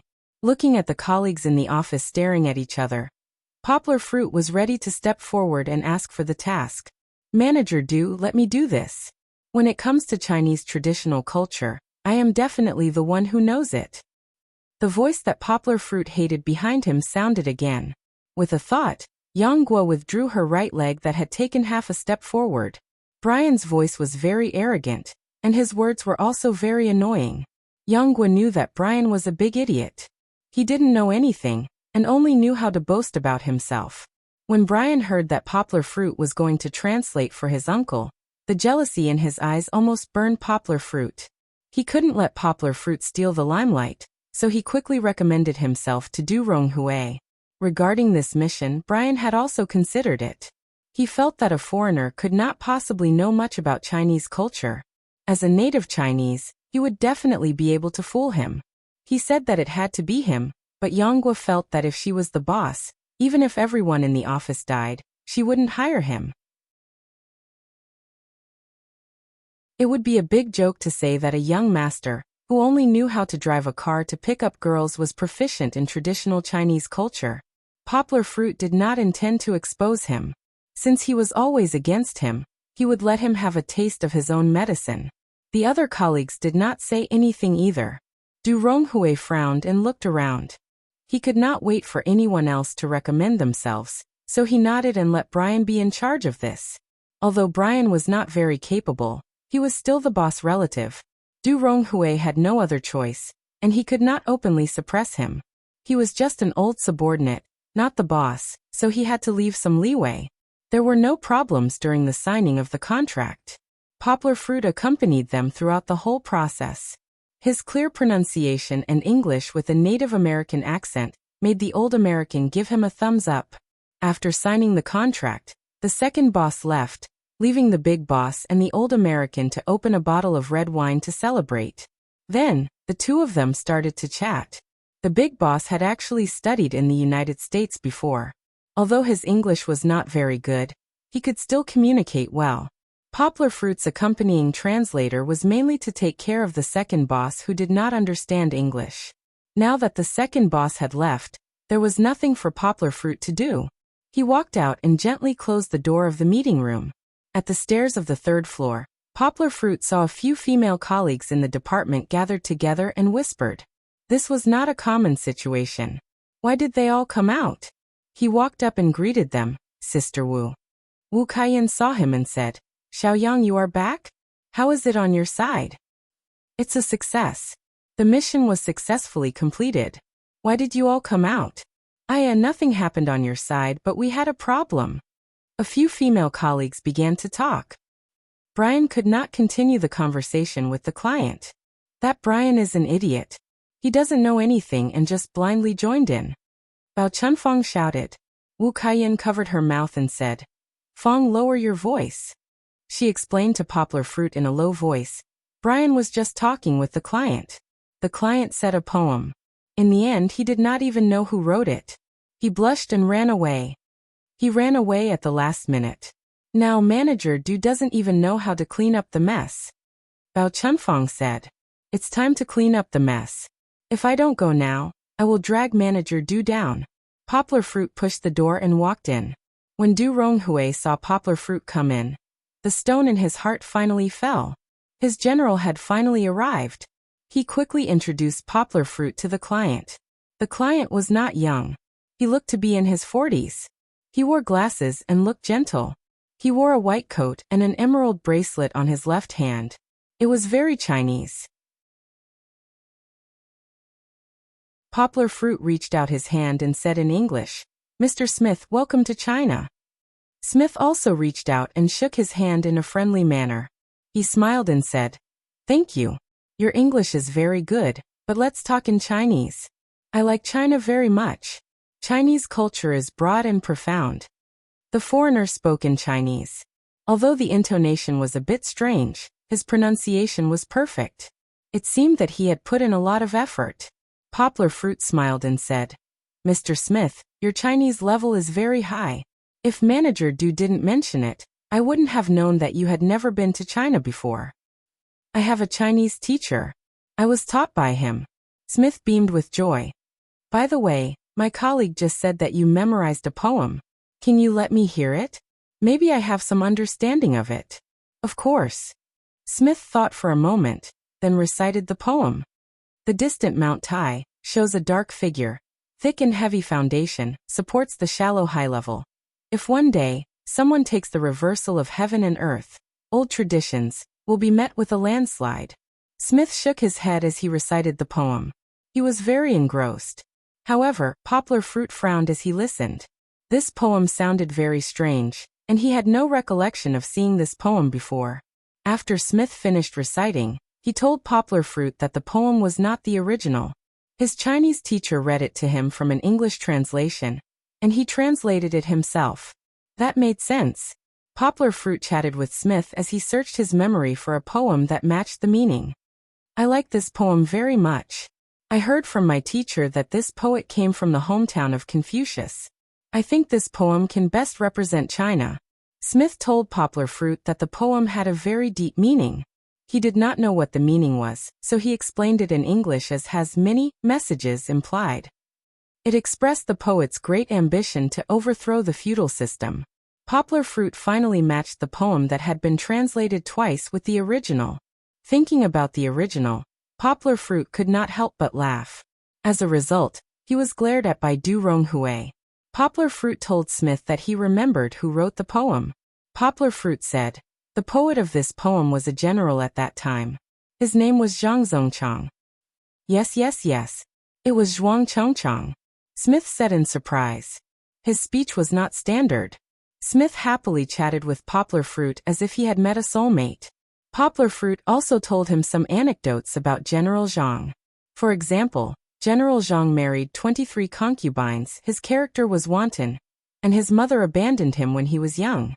However, not only did he not hate his mother, but he also brought his mother back after he became a high-ranking official. Smith and Poplar Fruit chatted happily. Not only did he forget Brian's rudeness, but he also praised the company to his father when he left. When the company was praised, everyone was also honored. After the client left, the company definitely rewarded Du Ronghui and the business department. When Du Ronghui came back, he also praised Poplar Fruit. He conveyed the company's reward.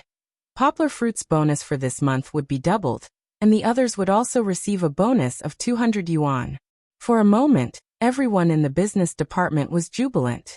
Brian, who was an eyesore, had already run away in shame. Everyone understood and did not mention him. They were afraid that mentioning him would ruin the atmosphere. Bao Chunfang ran over and asked Poplar Fruit, "Poplar Fruit, what poem did the client just recite?" Poplar Fruit had a smirk on his face as he recited the poem that Smith recited. He asked with a smile, "Does anyone know the original text of this poem?" Du Ronghui smiled and said, "Poplar Fruit, just say it. I saw that you couldn't help but want to laugh. There must be something strange about it." Poplar Fruit seemed to be unable to keep them in suspense, so he said, "This poem was written by a warlord during the Republic of China. Zhang Zongchang did not study much when he was young. Later on, his poems became popular because his poems were special. Although it was a bit of a show-off, it was really vulgar and cute. The poem just now was called Yu Taishan. The original text was, from afar Taishan looked black and sticky, thin at the top and thick at the bottom. Like turning Taishan upside down, thin at the bottom and thick at the top." After hearing the original poem, which was even more of a limerick than a limerick, everyone was stunned for a moment. Then they burst into laughter, almost tearing open the office. Bao Chunfang laughed until tears came out. She slapped the table and said, "Why do I feel that the client's translation is better than the original poem?" Poplar Fruit also laughed and said, Yeah, I didn't dare to tell him the original work. Do you know? I held back my laughter for a long time. Du Ronghui pretended to be serious and said, we have to learn from Poplar Fruit.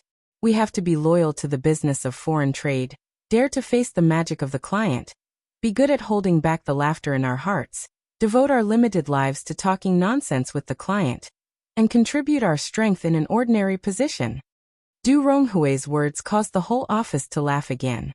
It had to be said that Du Ronghui's ability to arouse the enthusiasm of his subordinates was very strong. The day's work ended in laughter. Du Ronghui did not arrange for anyone to work overtime today, so Poplar Fruit was able to get off work on time. On the crowded bus, there was almost no place to stand. Poplar Fruit looked at the sunset in the west. After the rain, the sky was dyed with two thin clouds that were faintly golden. The afterglow of the setting sun was reflected on the glass walls of the high-rise buildings. There was an endless stream of cars and pedestrians on the road. It was a busy and orderly scene. Poplar Fruit felt very happy. However, at this time, a phone rang, shattering this moment of peace and making his heart jump again.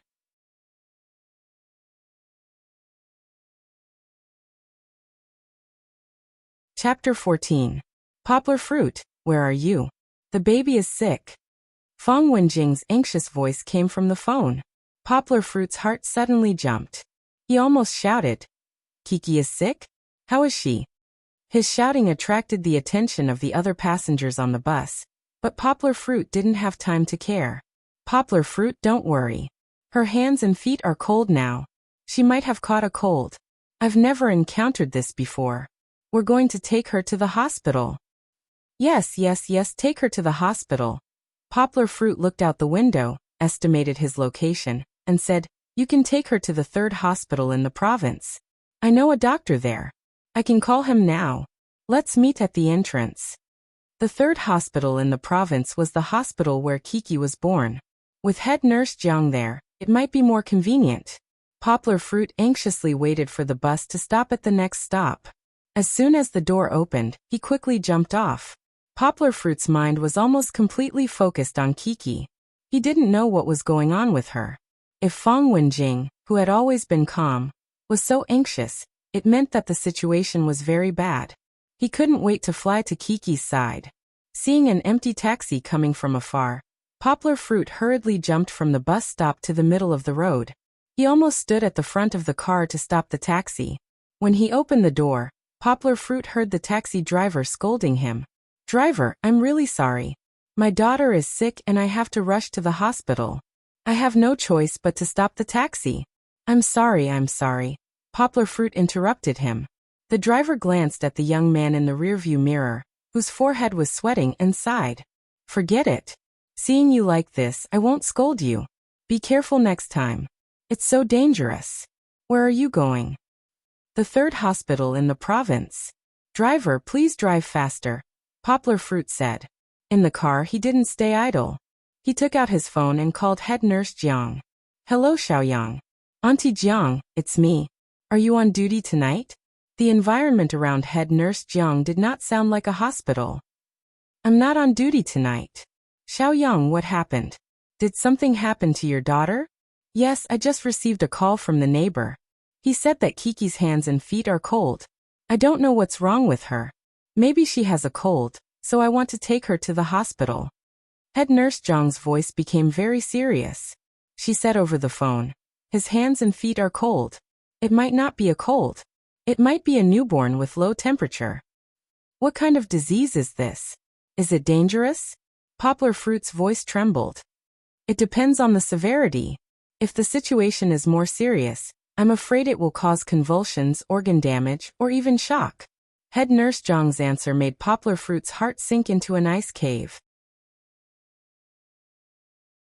His breathing became ragged, and his right hand gripped the phone so tightly that it made a squeaking sound. But you don't have to be afraid. Hurry up and send her to the hospital. If the situation isn't that serious, she'll recover very quickly. Head nurse Jiang could hear his anxiety and comforted him. I'm not on duty tonight, but Xiao Yin is. I'll help you talk to her and get her to help you register for emergency treatment. When you arrive, she'll take you directly to the doctor. Nurse was the one who taught him how to bathe Kiki the other day. Poplar Fruit still had an impression of her. Thank you, Auntie Jiang. I'll contact her when I arrive. Poplar Fruit's voice became a little low, and he hung up after saying a few more words. Poplar Fruit arrived at the hospital first. He stood at the entrance of the hospital and stuck his head out to search for Fang Wenjing and the rest through the crowd. He was pushed around by the passers-by, and it took him a lot of effort to find his footing. His originally neat formal attire had become extremely messy. Finally, Poplar Fruit saw Lu Gillen's little four-wheeled motorcycle. He hurriedly rushed to the side of the car. Fang Wenjing opened the car door and carried Kiki out. Poplar Fruit hurriedly took her. Kiki's little face was a little pale, and her breathing was very weak. When he touched her little face, it was cold and made his heart ache. She might have caught a cold. Fang Wenjing said, I'll take her to the doctor first. Poplar Fruit turned around and said without turning his head. Poplar Fruit unbuttoned his suit jacket and hugged Kiki tightly in his arms, hoping to use his body temperature to warm up her cold little body. He used all his strength to push through the crowd and loudly shouted, Make way, please make way. When he ran to the gynecology and pediatrics building, Nurse was already waiting at the entrance. Nurse glanced at Kiki and didn't make any small talk. She waved at Poplar Fruit and said, Hurry up and follow me. Nurse brought Poplar Fruit to a middle-aged doctor's room. The doctor took Kiki from Poplar Fruit's hands and began to examine her. Poplar Fruit saw the doctor's face gradually become serious. He became more and more nervous.